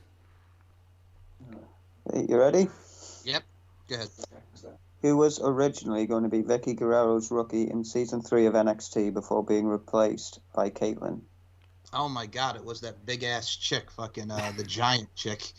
I think it was like fucking Aloise or something like that. Some chick. I know it was some chick before Caitlyn. The gigantic. The gigantic. Yeah, standing at an impressive about 6'9", I think she was. Aloysia. Okay, time's up. So Mike, Eloise, did you say? Fucking something like that. I totally forgot. But yeah, I think Eloise or something like that. It was fucking a giant chick. I totally forgot the chick's name. Mike, Phoenix, is it the giant chick? It was a giant chick, Aloysia, yeah. Okay. All right. I didn't think that was gonna count, but yeah, okay, fair enough. First and foremost, okay, you have to see this woman, all right? This woman was massive. She came out, woo! And the problem is too, there were some photos of her. I'm not gonna lie, I looked at them. There were some naked photos in there, and I mean, I'm a man. That's what I do. You know who I interview. But my goodness gracious, this woman's taking provocative photos. She got cast out of there, and we got Caitlyn, which my God, Caitlyn. But holy hell, that woman was giant. Go ahead, I apologize. Yeah. I haven't seen the photos, but that was the reason why she got released. And, oh my God, Phoenix! Before her career even took off. I got photos. You're gonna see them after this. Oh my God, this woman was gigantic. Anyway, next question, sir. Okay, Mike, your first question for Phoenix. Oh, I'm up. My bad. I'm sorry. This man's talking about friggin' Aloise and just brought back memories to my friggin' high school senior year. My goodness. Anyway, first question: what former world heavyweight champion appeared in the music video for Grammy Award-winning artist Sisqó's "The Thong Song"? Big Show. Correct. Very nice. That is a very obscure question. Mm-hmm. Okay, it is one apiece. Phoenix, your next question for Mike. Okay. Let's see, which one do I want to go with?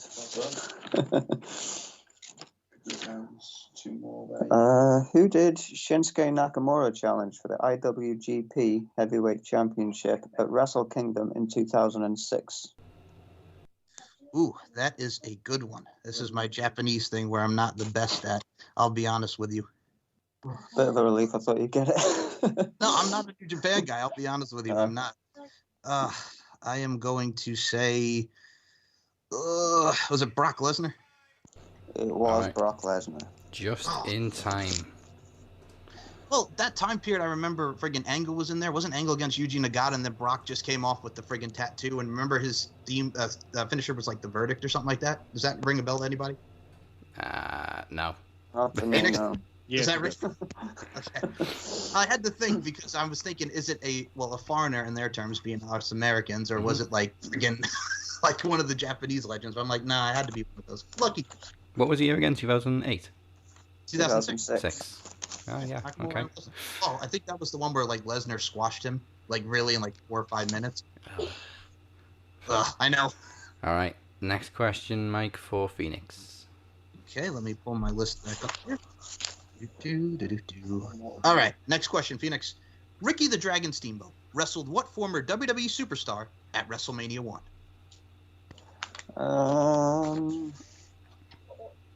Ooh. Oh, I did Google this not too long ago. I can't remember. 2 seconds. I don't know.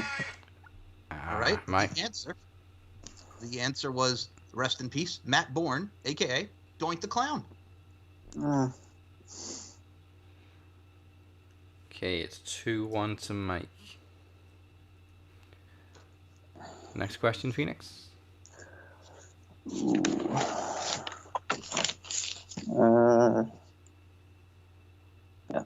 Who defeated Glenn Osborne in a tournament final to win the ECW Television Championship? Wow.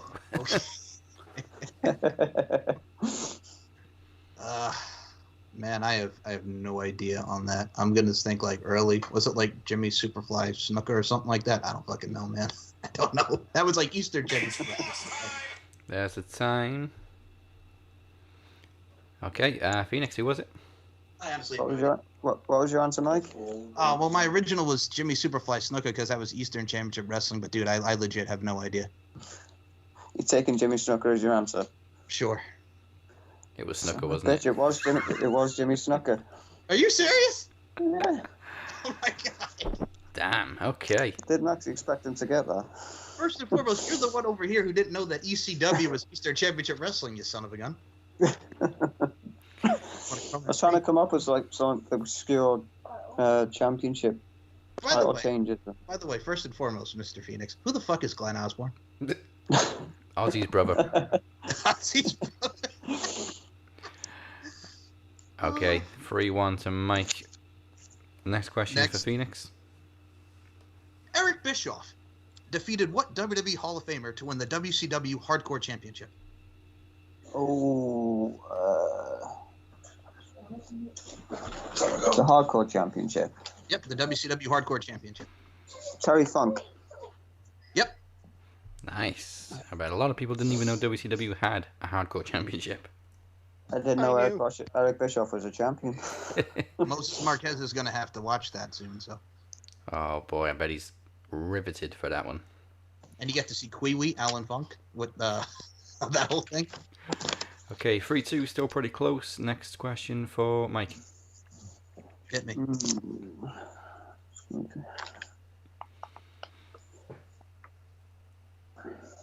Who has appeared in the most films produced by WWE Films?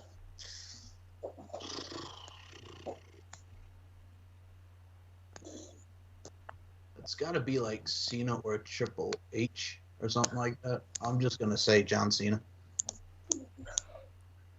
Stop the clock, just in time. Is it John Cena? It is incorrect. I was looking for The Miz. Oh, yes, of course. That's right. Totally forgot about that. Okay. He's been in 7. Wow. Of course, Phoenix had a question about The Miz. Well. Yeah, I think Cena's only done like 2, maybe 3. Well, he did the Marine. He did he did the Marine 12 rounds and something else. Oh, Legendary, yeah. Legendary, whatever. Okay. And The Miz has done like 20 Marine sequels. Okay, 3-2. You've both only got 1 wrong so far. Okay. Next question for the Phoenix. Okay, let me just pull it up. My apologies. Give me 2 seconds. That's what he said to her. Don't make me laugh. That's what she said. Okay. Next question for the Phoenix. Ronnie Garvin defeated what WWE Hall of Famer at the Royal Rumble in 1990?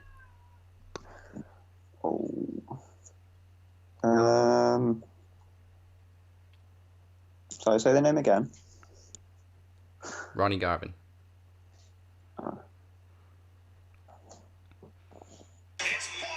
I don't know. It was Greg the Hammer Valentine. Damn. We heard a cat meow as well after the question. I just wanted to say it was not Ernest the Cat Miller. No, and it was not Salem. My friggin' cat just jumped up and started howling. My fault. Phoenix has got the dog. I got the cat. All right. 3-2 remains the score. Next question for Mike.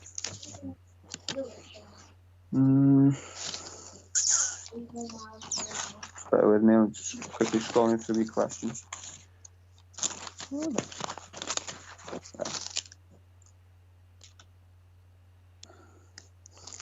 How long did EC3's undefeated streak in TNA last? That's a good one because I remember he lost to friggin' what's his face, Mike Bennett. That's like the only thing I remember about that. I don't know about the undefeated streak, but if I was to answer, I guess 31 matches and 31. Nah, I gotta go that. Yeah, just go like fucking. I don't know. It's like over a year, I think. It was actually. Oh, sorry, go on. Go ahead. What was the answer? I have no idea. 2.5 years. 2.5 years. Okay, I was gonna say a year, but all right, good job. Okay. Yeah, I had no idea. I just remember Mike Bennett ended it, so I mean, All right, your chance to even the score, Phoenix. Next question, please, Mike. Matt Bentley wrestled what current AEW superstar at TNA's Destination X in 2006?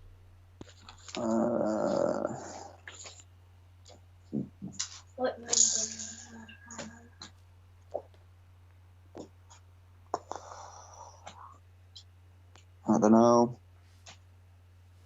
Brian Cage? No, it was. Lance Everybody Archer? dies. Lance Lloyd. Yep. Yeah, Brian Cage was 2016, around that time I think he came to Impact. Yeah, with the gut check and all that. Yeah. Okay, it's still 3-2. Next question for Mike. And we're now at the halfway point.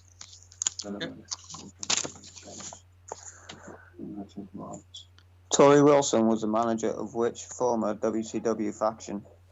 Was that the Filthy Animals? It was. Yeah. Oh, you filthy animal. Merry Christmas, you filthy animal, and a Happy New Year too. Okay, 4-2. Okay, let me go to my next question. Tyson Tomko wrestled Steven Richards at what WWE pay-per-view in 2004? Unforgiven. Correct, with Steven Richards dressed as a woman. Yeah. Oh boy. That would be in a completely different light these days. Yes, it would. All right, once again, it's still close. It's 4-3. Next question for Mike. Dusty Rhodes faced Honky Tonk Man at SummerSlam in what year? Oh my goodness. And the Honky Donkey Man. All right, if I was to venture a guess, I'm going to say either late 80s, early 90s. I'm going to go 89. It was 89. It was a guess, man. I'm thinking of the process of elimination when Dusty was there. So. That was the most obscure one I could question I could think of. Well, I was originally going to go with, 88? But I'm like, no, that was the one Warrior beat him in like X amount of seconds. Okay, 5-3 is the score. Next question for Phoenix. Okay. Chuck Palumbo made his WWE re-debut in what year? I think it was around 2007, 2008. All right, well, which one? 2007. I think it was Correct. late 2007. Correct. All right. I should have said as well, you needed that one to stay in the game. Okay. Yeah, Yeah, I'm just doing some quick math. 6, 7. Okay, yeah, okay, it's fine. Mike, next question for Mike. Okay.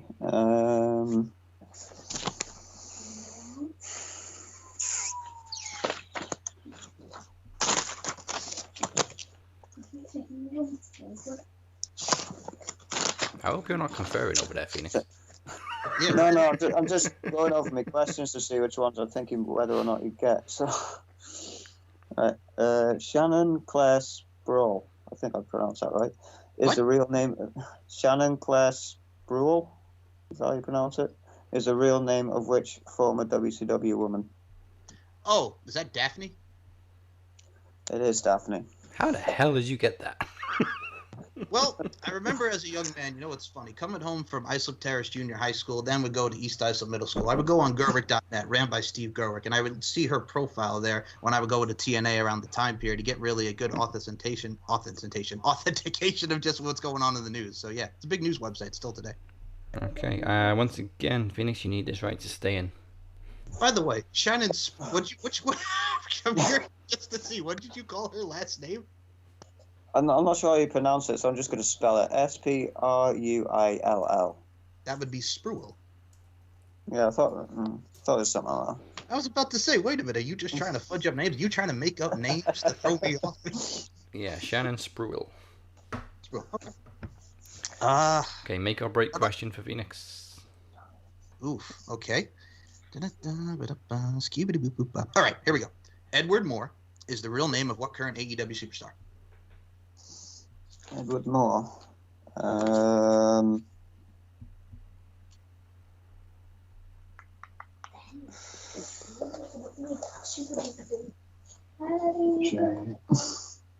don't know. Shannon Moore, I don't know. Shannon Moore ain't even in AEW. I ain't got a clue. I hate you. Say the first name again, Mike. Edward Moore. So shorten that to Eddie. Okay. Now, you want me to tell him the answer? Are we? No, I thought that might give him a hint. It was Eddie Kingston. Oh, okay. I wasn't sure what you were doing there, man. I didn't know if you wanted me to give the answer. I thought if we shortened his name to Eddie, Phoenix might have realized who it was. Ew. Okay. No, I don't know many the people that are in AEW at the minute. So. Okay. Okay. Oh, wait a minute. 4, 5, 6, 7, 8. Oh no, you still could stay in the game, provided Mike gets this one wrong. Okay.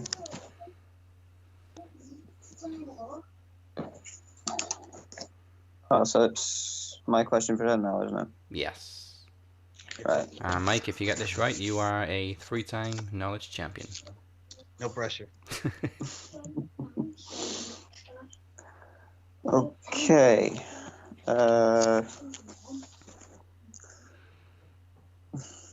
Which former WCW and WWE champion made a cameo appearance in a John Wick film?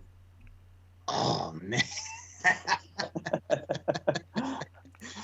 Oh, God. I'll be honest, I don't know that one. I'm probably going to kick myself for it, but yeah, I don't know. Okay, Phoenix. I can't believe Mike didn't know a pop culture question. Yeah, well, John Wick is not this fan. Who was it? Kevin Nash. Ew. Wow. I knew he was in The Punisher, though. That's more my style. The Punisher, Kevin Nash.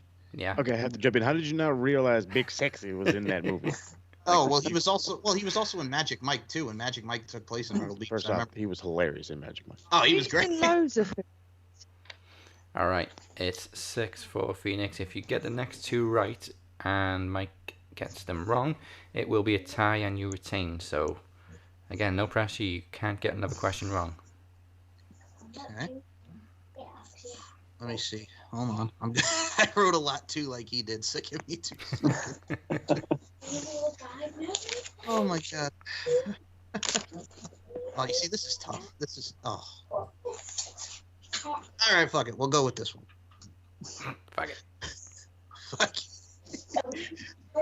Okay. Frank Wycheck and James Storm teamed together at Slammiversary 2007 to take on what tag team?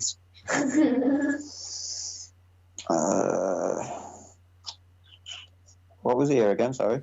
I'll repeat it. My apologies. Let me get back to where I was. At Slammiversary 2007, Frank Wycheck and not Jerry James Storm, I'm sorry, Jerry Lynn defeated what tag team at Slammiversary 2007? Okay. I'm gonna put a few more seconds on the clock there. That was my fault. I botched the tag team part.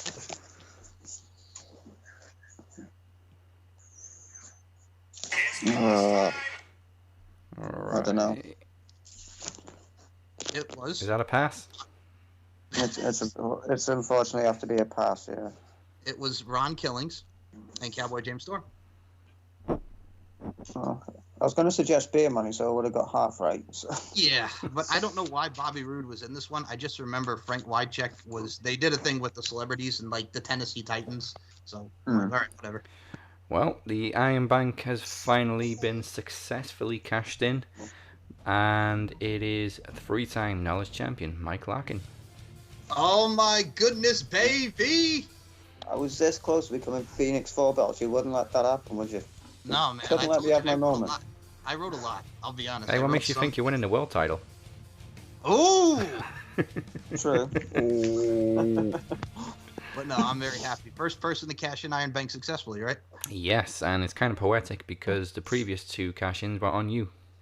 Hey, first and foremost, man, it's always a pleasure going against the Phoenix. I'm going to say right now, Daniel Crimmins is a possible formidable opponent going in the future. I want some more DC in that. Well, you have Trivia Takeover to get through now, which I'm sure Moses will tell you is not an easy task. No, it is not. No, it is. And I'm already putting my name in for that as well. Hey, well, there we go. Coming back for it, so you got another person. Team's complete, so that is... I'm not doing it. Alex, Ella, Chad, and Phoenix versus you, Mike. Gotta confirm for Alex, but I know we got Ella and we got now Phoenix because, of course, and we got Moses because, well, yeah. Because I ain't going nowhere. I ain't going nowhere. Well, alright then. Up next, it is almost a year in the making. We were so close to seeing it last June, and we hadn't seen the Kingpin since, until he returned at Podcast Promo Rumble and called the Demoness out of her hiatus. Well, both of them are back in action now. It's time for the Dance of Death.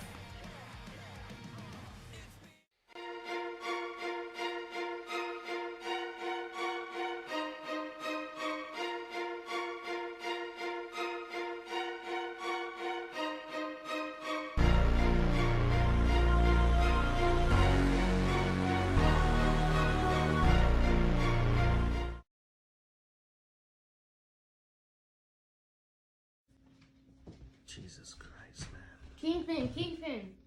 Yes, my Prince Pin. It says on his phone that you have a new message from the Demoness. The Demoness. Fuck. I thought I had more time. Here, I'll view the message. You go get help. Go. Run, boy. Run!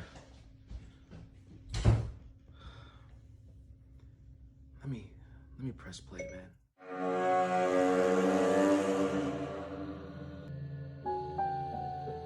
Hello, mortals.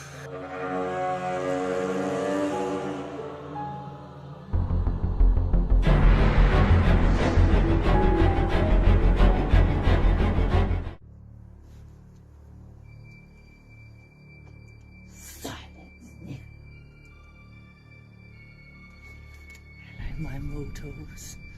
Kingpin, I have a present for you. Can you not hear her screaming? I have locked her somewhere where you and none of the other mortals can find her. Silence, brother. Soon. Very soon.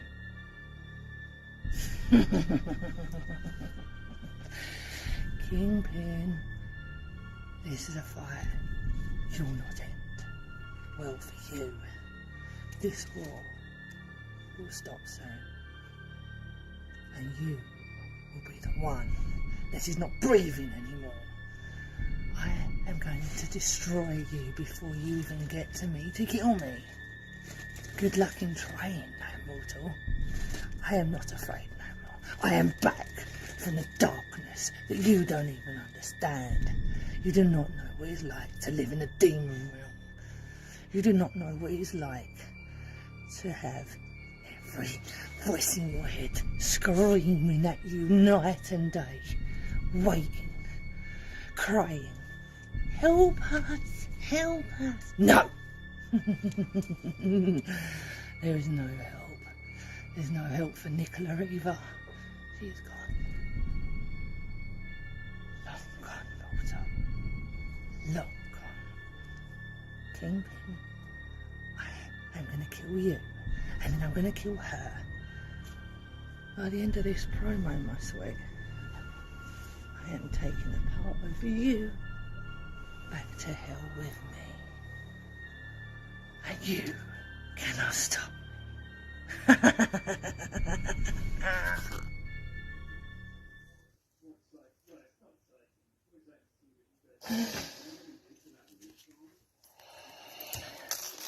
Kingpin, I have not got long before she comes back to me. Yes, she's put me in chains in my own mind. Really, demoness? Listen to me. You need to stop. She's too powerful. She's scary. She scares me. Even if she does use my face as her freaking vessel. Kingpin, I am lost in the darkness. There's nothing you or anyone can do. But I need you to remember something. You'll always be my best friend.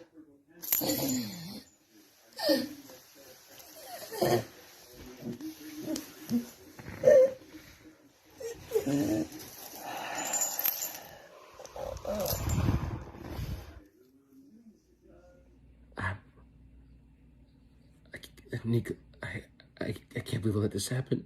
I know he can't hear me. I gotta do something. Oh, fuck. Another message from the demoness. It's ironic, really, isn't it, mortals? How I have just shown you the Nicola. Did you feel her pain, Kingpin? Did you feel her take her last breath? I do not need the Nicola. I have been around many years. But I do want to point something out to you, my sweet. Why did you become friends with the Nicola in the first place? Was it because you wanted to be her friend? Or was it the real reason to get close to us? I am demon, not stupid. Kingpin, you woke us up. You want to save that mortal who I have trained up. Poor naive Nicola. She believes each and every one of you. Not anymore, she don't. Not now I'm back. I'm the one driving the meat soup. And Nicola, poor child. Come and kill me, Amir. Come and kill me, Kingpin. Because, trust me, one of us is gonna bleed. And I am ready and waiting. Come play in the darkness with us, Kingpin. You know you want to. You want to save the Nicola, even though she's dead.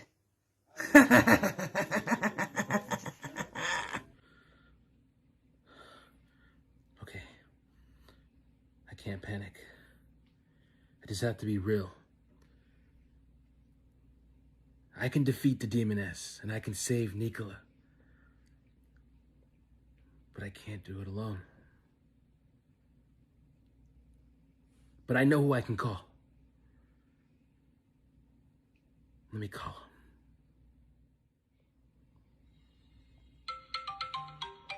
Come on, pick up. Come on.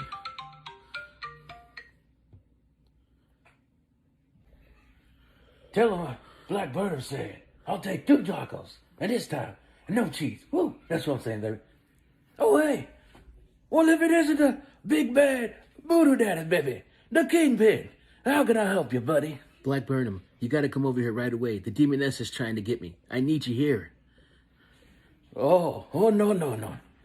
I don't think it's gonna be a good idea. Ooh, let me tell you something. Black Burnham doesn't get involved with stuff like that. Don't you remember that time I picked up your daughter from school? Yeah, I remember. What about that time I changed your flat tire? I remember that too. Well, come on, man. You said you'd be there for me. I need you. Oh, did I say that? I mean, when I said it, whew, let me tell you something. I probably meant it. But now when it comes to the Demoness, oh no, baby. There's a lot of things the Black Burnham is. But one thing the Black Burnham isn't is stupid. Woo, let me tell you, baby. I never got myself into a fight that I knew I couldn't win. And as it turns out, Black Burnham, whoo, he needs a soul, baby. So I wish you all luck, Kingpin, but I can't help you. Gotta go now. Bye. A toodaloo. A toodaloo. A woo, woo, woo. Black Burnham.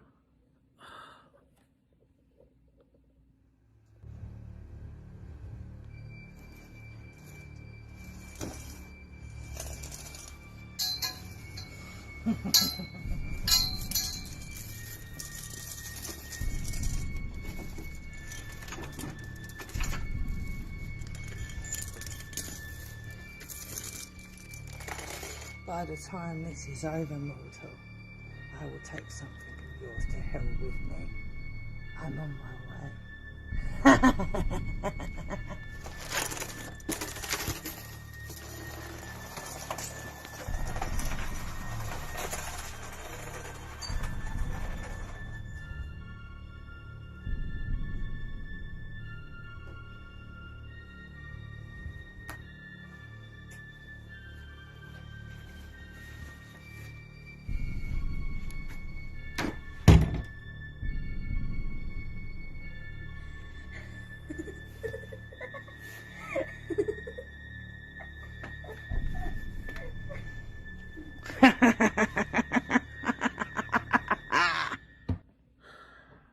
Fucking Black Burnham is useless.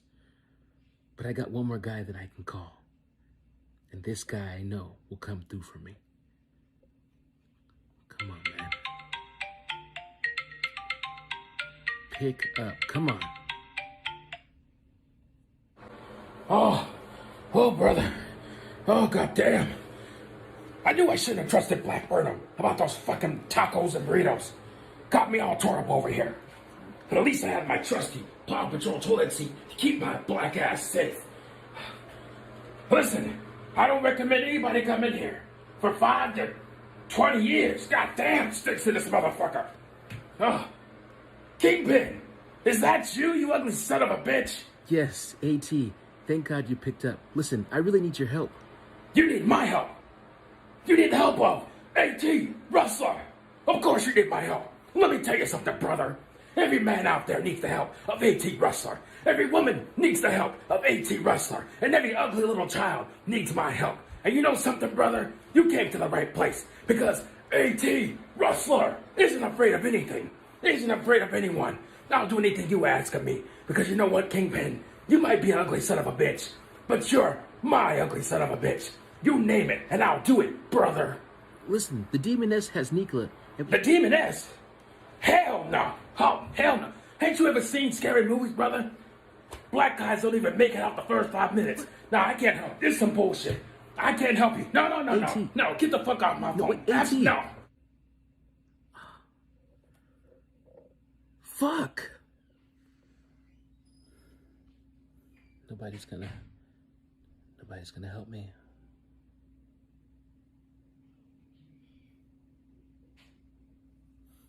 Nobody's coming.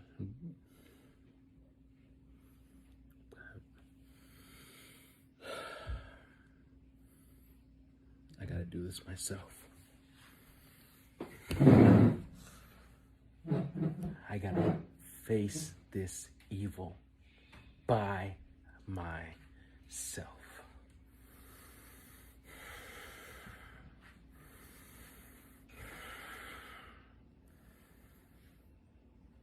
Demoness.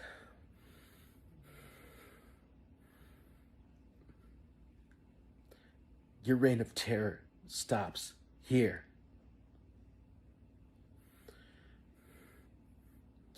I'm not gonna let you hurt anybody else that I love anymore. I'm sick of it.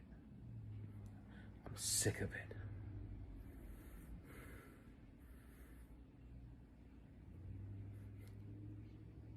It's time for you and I to face off. I don't know who you think you are. I don't know what power you think you possess. But I'm gonna show you that you are nothing.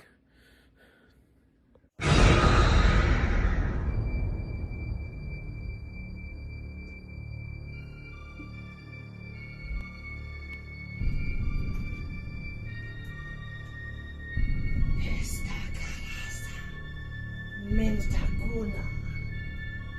Esta. I, the demoness, curse you, Kingpin. Why can't I move? What did you do to me? What the fuck are you doing?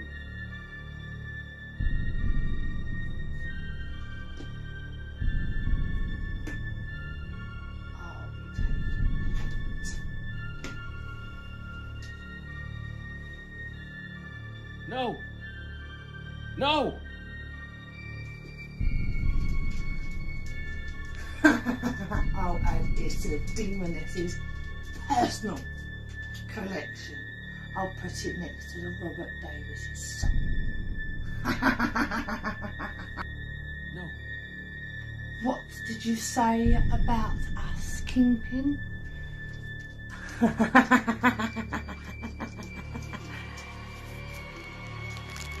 What are you doing? No! No!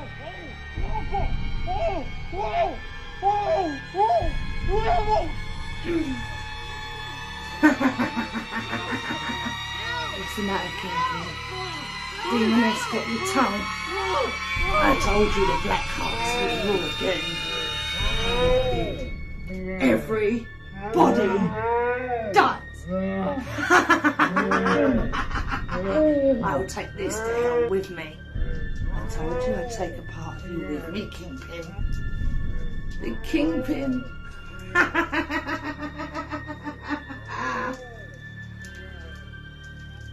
You're doomed. Everybody dies.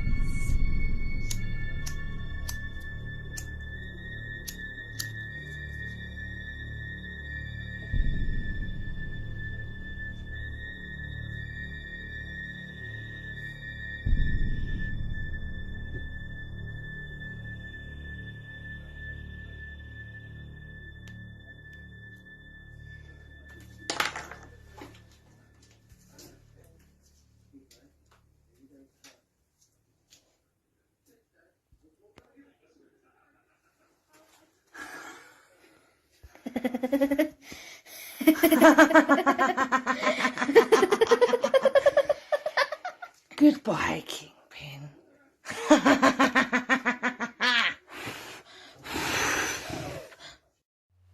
It's not the Wednesday Night War anymore because NXT is moving to Tuesdays next week, and we already predicted TakeOver on the pre-launch show, so now we get a whole segment just for AEW. So a couple of points, actually.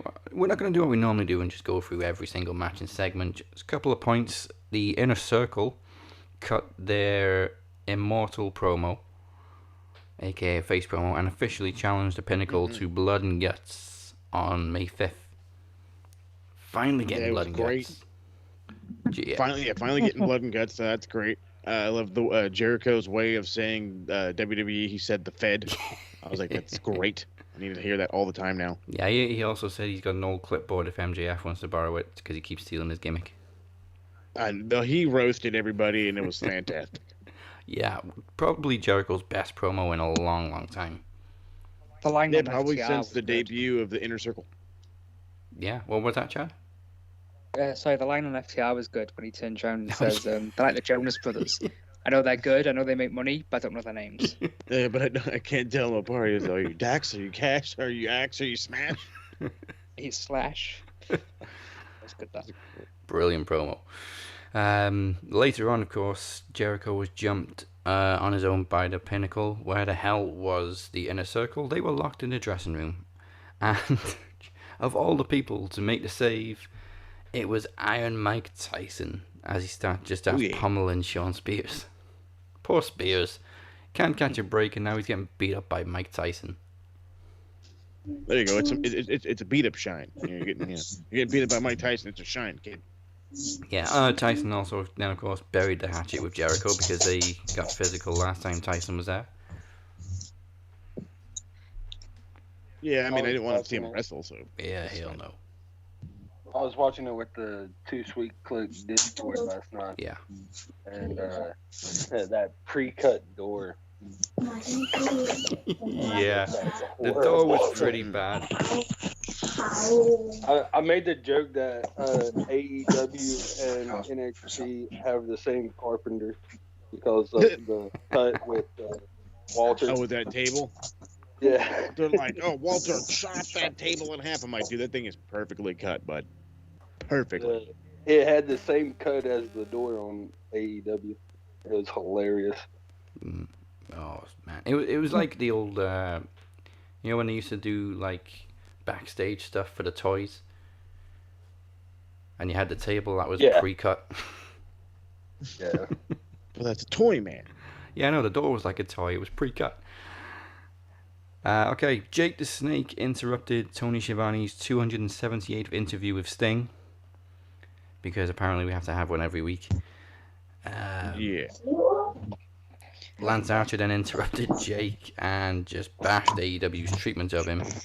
But I think Sting surprised him by pretty much agreeing with everything he said and then just pretty much said, do something about it. Yeah, that was kind of weird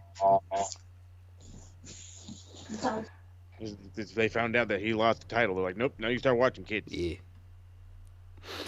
Well, speaking of titles, Darby Allin retained the TNT title against JD before Andy and the Blade attacked, leading to the Dark Order to make the save, and then Ty Conti just goes right after the Good Bunny. Mm-hmm. We like the Darby Allin. He's very interesting to watch. Well, there we go. We like just had the Darby. Dance of Death, and now the Demoness side has joined Now us. she's just like hanging out. No wonder everybody else is muted. They're all I'm going to be very careful with what I say now after that ending. Right. You would be Why do wise. you think I'm muted? Oh, you didn't know you were muted? I'm like, it'd be wise to stay muted right about now. Photos. I'm always careful. No, you're not. Well, I have a bone to pick with you, Captain, but not right now. I will answer you soon enough. Okay, I'm going to head out. It's like, you know what? That's it. I'll see you all tomorrow. That's a whole lot of nope. I got the blessing of Father James Mitchell. I'm scared, but I ain't too. Yeah, he didn't bless me. No Right. blessing's going to save any of you.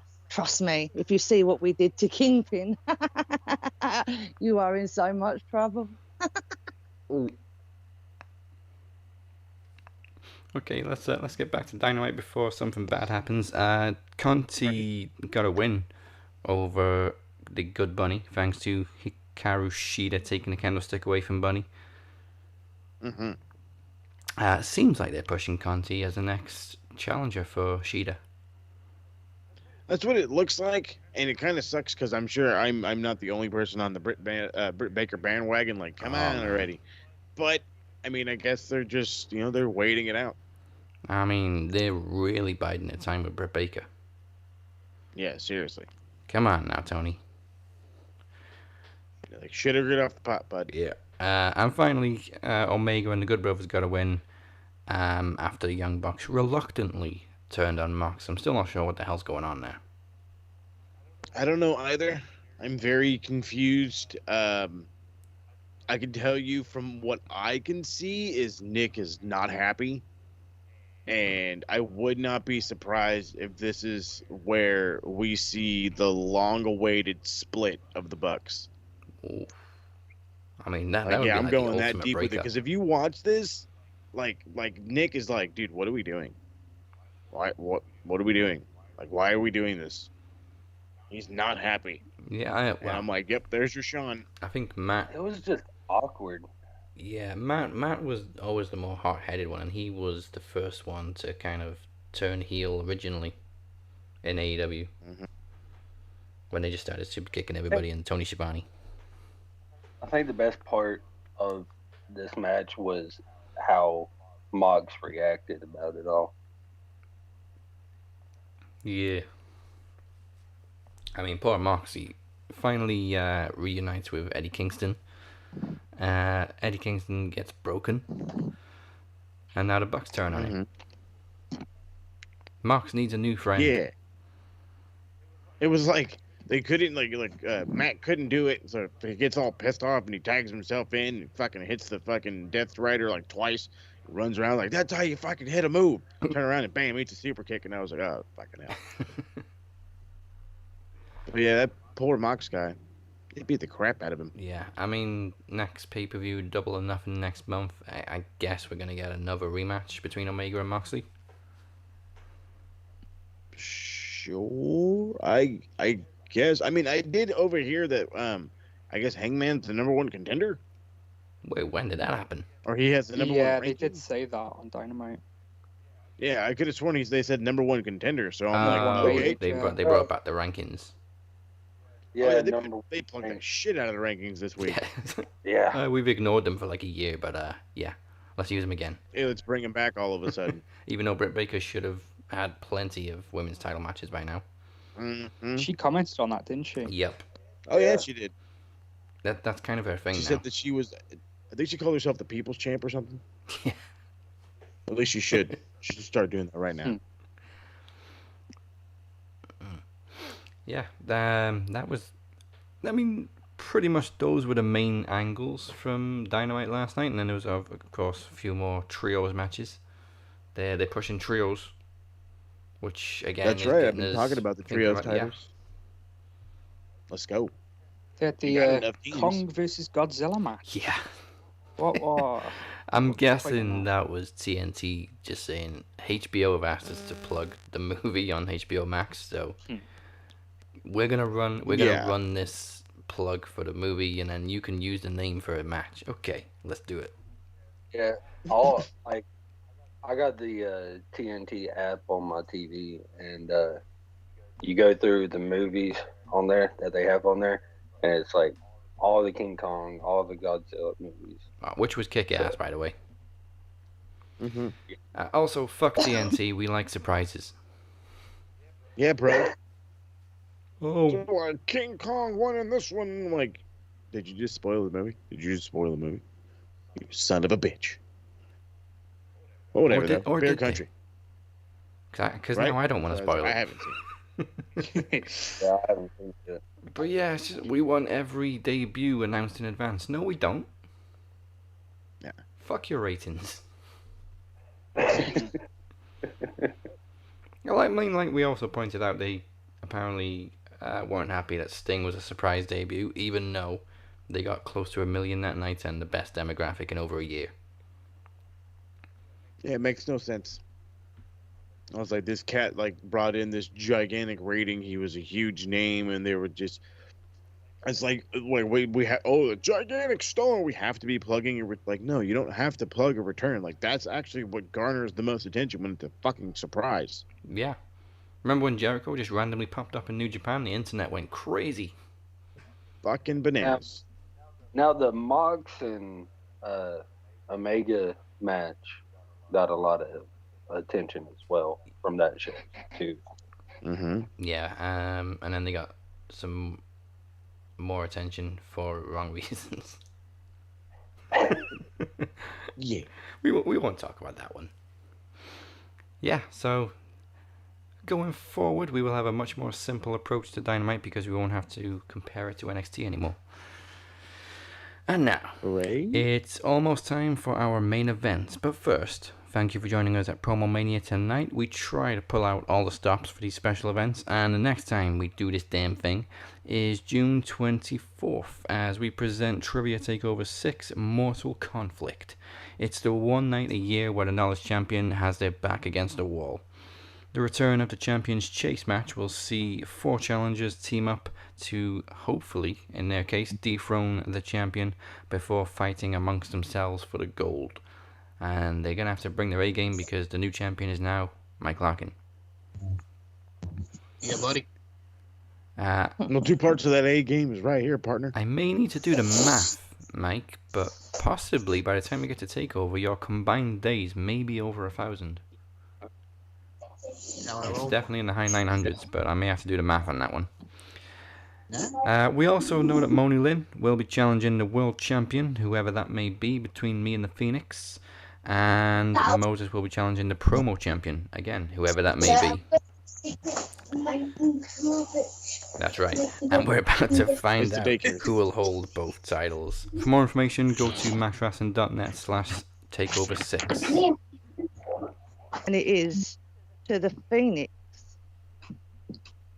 Demon Cousin.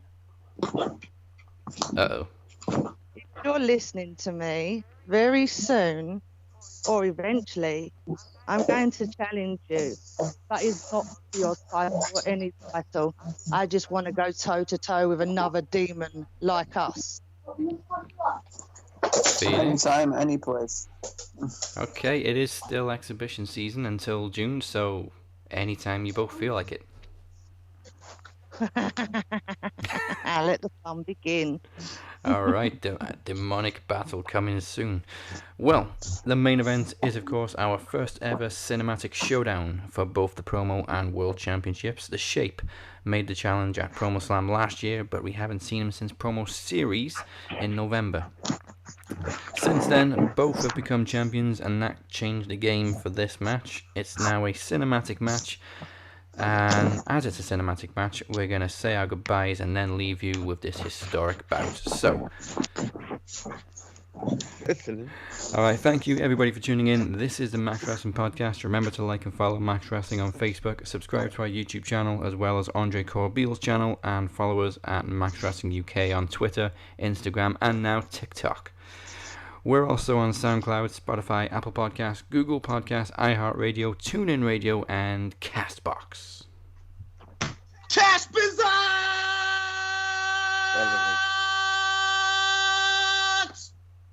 I'm pretty sure the dog heard that. We can hear you in hell. Silence. I was just going to say, right. And of course, this will be on Anchor.fm as well. And above all, go check us out at maxwrestling.net. Follow us on social media at the Captain512, MCL92, the Walker _ TA92. I always put the in your hashtag. It's not there in your handle. Walker _ TA92 and SMRPodNet. Before we tap out and bid you adieu, remember Twitch makes Vince's dick itch, and everyone on Anchor thinks Vince is a wanker, including Moses Marquez. That's right, yeah, fuck that guy. So, Retro's officially on hold thanks to the Peacock Network having 0 Nitro. 0. Wow. Absolutely none, which just angers me so. So, I might actually be starting this whole Dark Side of the Ring review a little sooner than I thought. Look out for it as soon as next week. There's I've got 4 episodes of just random shit dropping. There's going to be some gameplay going up on YouTube. Fastlane review for some dumbass reason never hit Anchor. It's dropping 4 weeks late. I don't give a shit. I'm going to be doing a Stand and Deliver review, Animania review. Yeah, all that kind of stuff next week. And then, of course, twitch.tv/BigMo2425. Yeah, Vince didn't kill WCW. Peacock did. Yeah, them fuckers. Mike, who you been talking to? I really don't have social media. I did write a piece. If you want, I can just have the floor and just read it really quickly. Of course, the floor is yours. Okay. I'm going to try not to get emotional with this because this ties in everybody together. So here we go. For the last few months, I've not been acting myself, and quite frankly, I'm ashamed. I hold full responsibility and accountability for my actions. This has been going on since September. I was putting things into my body for months. While it made me feel good, it also turned me into a person I didn't like and I didn't recognize. I worried one particular person, and I hope in time that person can forgive me. I apologize for bombarding with messages. I'm the type of person who wants to rectify and fix everything quickly because I hate how I act towards my friends. But I realize this is not something you could put a Band-Aid on and it's fixed. Time heals all wounds, and I hope that person can see me as the true person I am with a good heart and who they love and respect, as opposed to the self-destructive and suicidal individual that I was. And I hope that person knows how much help they've actually provided me. This is where I get to you guys here. Speaking of friends, the crew that you hear today are not just my friends. They are my family. Dazzy, you and I have known each other since 2016, and I joined Max in 2017. And since then, I became Daz's right-hand man, and also Brotherhood started. Nikola, I've known you for 3 years, and I'm so happy I got you into promos and podcasting and built up your confidence, let you know that you're something special within your talents as an overall person. Trav and Mo, you guys are a special part of the Max Wrestling 4 Horsemen. Trav, with your passion for Max, MCL Sucks 92, your Jeff Hardy intro, and Red Robin, which I'm never going to live down. And your passion for promos shows your overall grit and also shows how far you hard for this brand and your family. And I hope to be a dad like you someday, buddy. Moses, you're very passionate about podcasting, and you strive to be the best each and every day, which will pan out for you in the long run. And I'm damn proud to have you a part of this podcast. Same with you, Trav. From Amir to Robert to Chris to Corey to Chad to everybody that you hear on this call today, each and every person on this show entertains the masses and shows why we are the most alternative podcast out there. And I appreciate each and every one of you for your support to help me get better. As I approach 29, I don't want to think and worry about dying. I want to keep on living and inspiring, encouraging, and most importantly, helping people. I know who I am. I'm Mike Larkin, a son to 2 hardworking parents, a friend, a peer, a podcaster, the promo machine, the podcast machine. I'm just me. I'm going to continue to be the best me that I can be. I'd like to thank you very much for listening and watching Promomania, and like we do each and every week, and in this thing we call life, let's take it to the max. Thank you. All right. So to answer my question, we are who you've been talking to. Absolutely. My goodness gracious. So I've had on lately Laura Cross. She's a session wrestler and model, and we did On the Mic with Mike. It was a fun conversation. We really dived into a lot of topics with wrestling and just fitness and everything in general. The LFC podcasts are up with Daisy Doomsday Ducati and Shelby the Panther Paris. Talk about the last LFC 31. That is Booty Camp 2. And yeah, man, I'm just doing what I've been doing. StephenMikeShow.com, SM Show 1 and MCL 92. And you guys can check me out on SoundCloud, MC Larkin 92, LaundryFC.com, wherever you get your podcasting goodness. And of course, on the Max Wrestling Podcast. And what I'm really proud of, and I really took time into doing, is a little Instagram TV series I've been doing for my M Larkin MB account, which is called Uplifting and Empowering, where I talk about things that I've gone through and a lot of people have gone through, and it's very relatable. And through our words and actions, we can inspire and, reach out to all the masses. So I'm taking a lot of time and pride into that. I should have one of those up this week and one next week, so stay tuned for that. All right, we like new things. And finally, our special guests. Of course, Daniel Clemens had to leave us a little bit early, but congratulations on your Max Wrestling episodic debut. We will see you very soon, hopefully. The Demoness, who I am now very fearful of taking my tongue, so I will hold it and allow her to speak. Thank you, Captain. If you want to find the Demoness, all you have to do is look in hell, or I will find you personally. But we're not sure you want us to do that now, do we? No. Ah, Kingpin, I miss you already. If you want to find us, we are at Nicola MacDonald Dave Smith. And if you want to find us on Twitter, it is Nicola854. Right. For now, mortals, I leave you all in peace, but I will return. Fear that name and the laugh. And from Bold Prediction Wrestling, Chad, another opportunity for you to plug your brand and upcoming show with a very special guest. Oh yeah, I wonder who that very special guest is. Of course, on Sunday, Wrestlemania Night 2, just before the show Wrestlemania actually starts, I will be uploading Who Wants to Be a Millionaire with my guest, the Captain. So make sure to come and have a look how well he does. Obviously, we're going to get a few more of you on as well, including the new Knowledge Champion. Hell yeah. Which after today, I'm going to have to think of some very tricky questions for you because, wow. Today we've got a video going up. We've got our Hall of Fame. So we've each chose 3 inductees that we think deserve to be in the Wrestling Hall of Fame. And then we've chose 1 headliner to obviously headline the class. Got weekly podcasts going up every single Friday. We do reviews for pay-per-views and, well, a lot more. All right. And spoiler alert, I went all the way. Yeah. That's what she said. Hey. Finally, the Phoenix, who, again, spoiler alert, is about to lose his promo championship to me. Yeah, right. That's what you think. You can always find me at the Phoenix 626. I'm barely on there, but you know, give us a follow anyway. You can find me there, but I'm never there. Yeah. He did like one of my tweets the other day, which was surprising. All right. Yeah, I mean, I might like the odd one, but you never actually tweet. For some reason, I started getting notifications from it again, so I'm like, oh, okay, see what they are. And yeah, I might like the odd one, but that's about it. I have one question to ask Phoenix. Mm-hmm. Did you listen to the Iron Bank pre-launch show yet? Not yet, no. Okay, cool. Go ahead, next. Okay. Told you. And join us next week for all the fallout from tonight, from TakeOver, from WrestleMania, and of course all the shakeups coming our way on Raw after Mania, hopefully. This was Promomania. Now sit back and enjoy the cinematic showdown between the Phoenix and the Shape for the Promo and the World Championships. That's the bottom line. Goodbye. Mwah, and good night. Bang. All gimmicks, no charisma, my ass.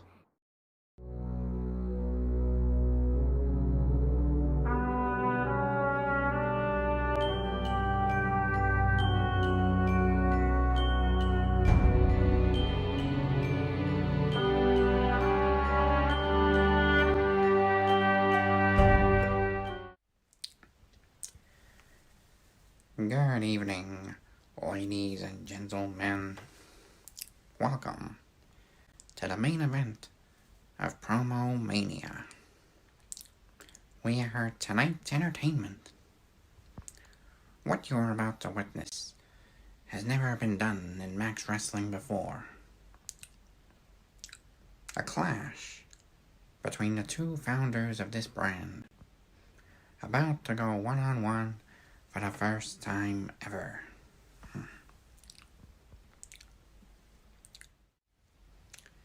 2 cousins destined to do battle for the Promo and World Championships. The showdown in the shadows. Now, Phoenix, you made the promo order your domain. But your domain is in our world.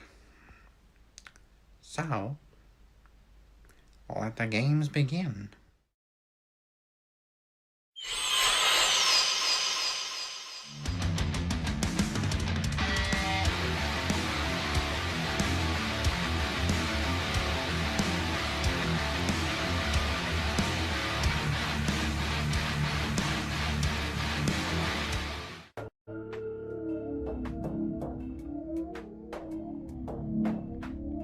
Enough clowning around, Shape.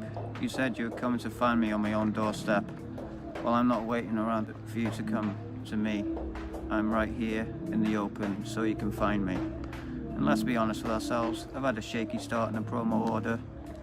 When I entered the promo league, I was an underdog. When I entered King of the Mic, I apparently didn't have enough passion, according to the guy shouting in front of his garage door.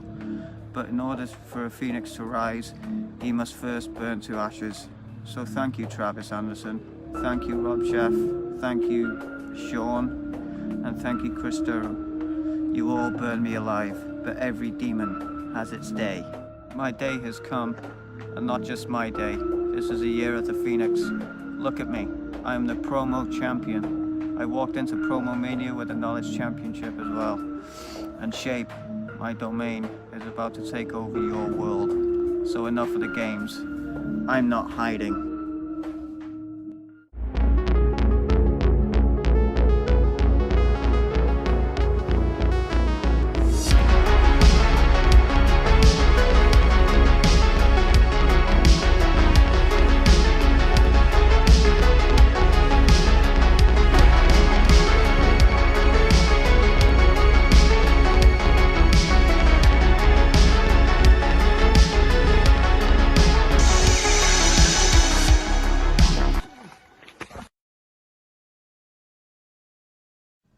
Sometimes, to get to heaven, you have to go through hell. Allow me to guide you.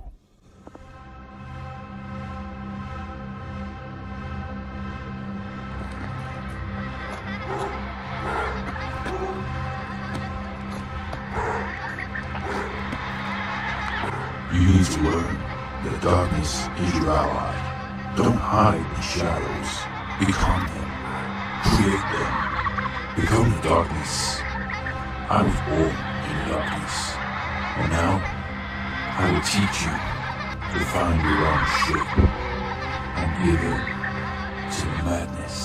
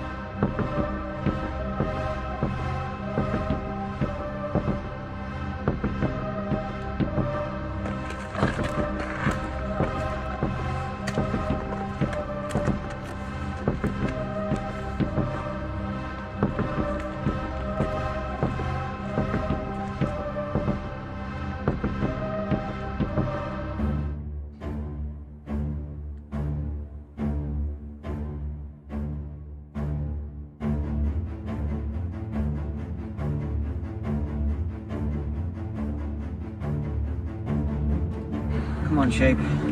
Let's finish this how we started it. Together.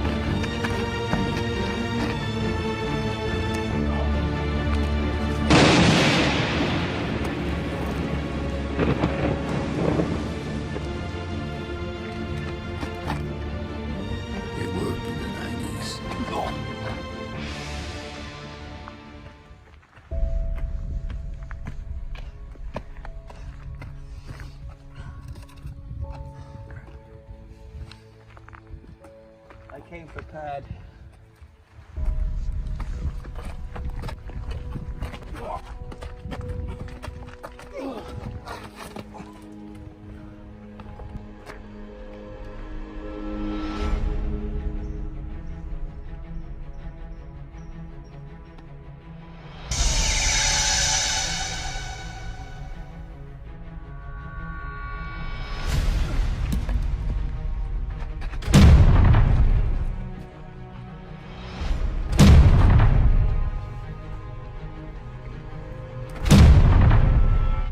Stay down.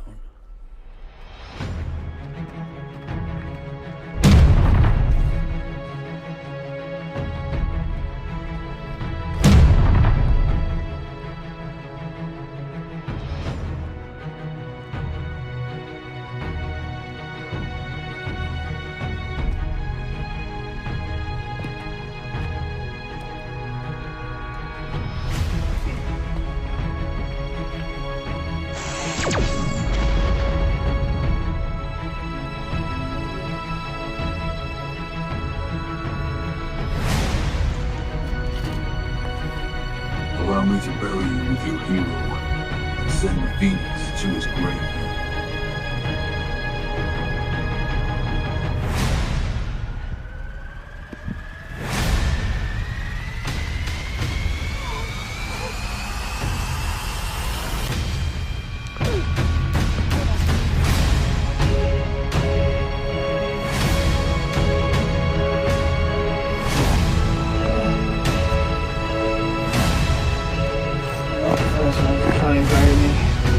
be the last.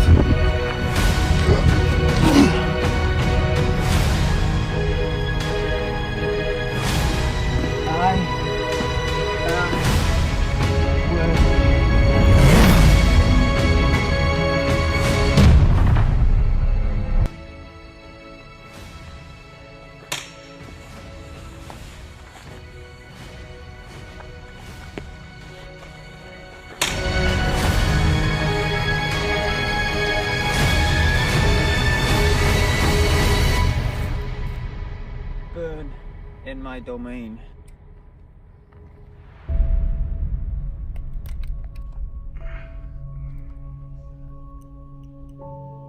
That's it. That's it. I'm calling it. Ring the bell. Ring the bell.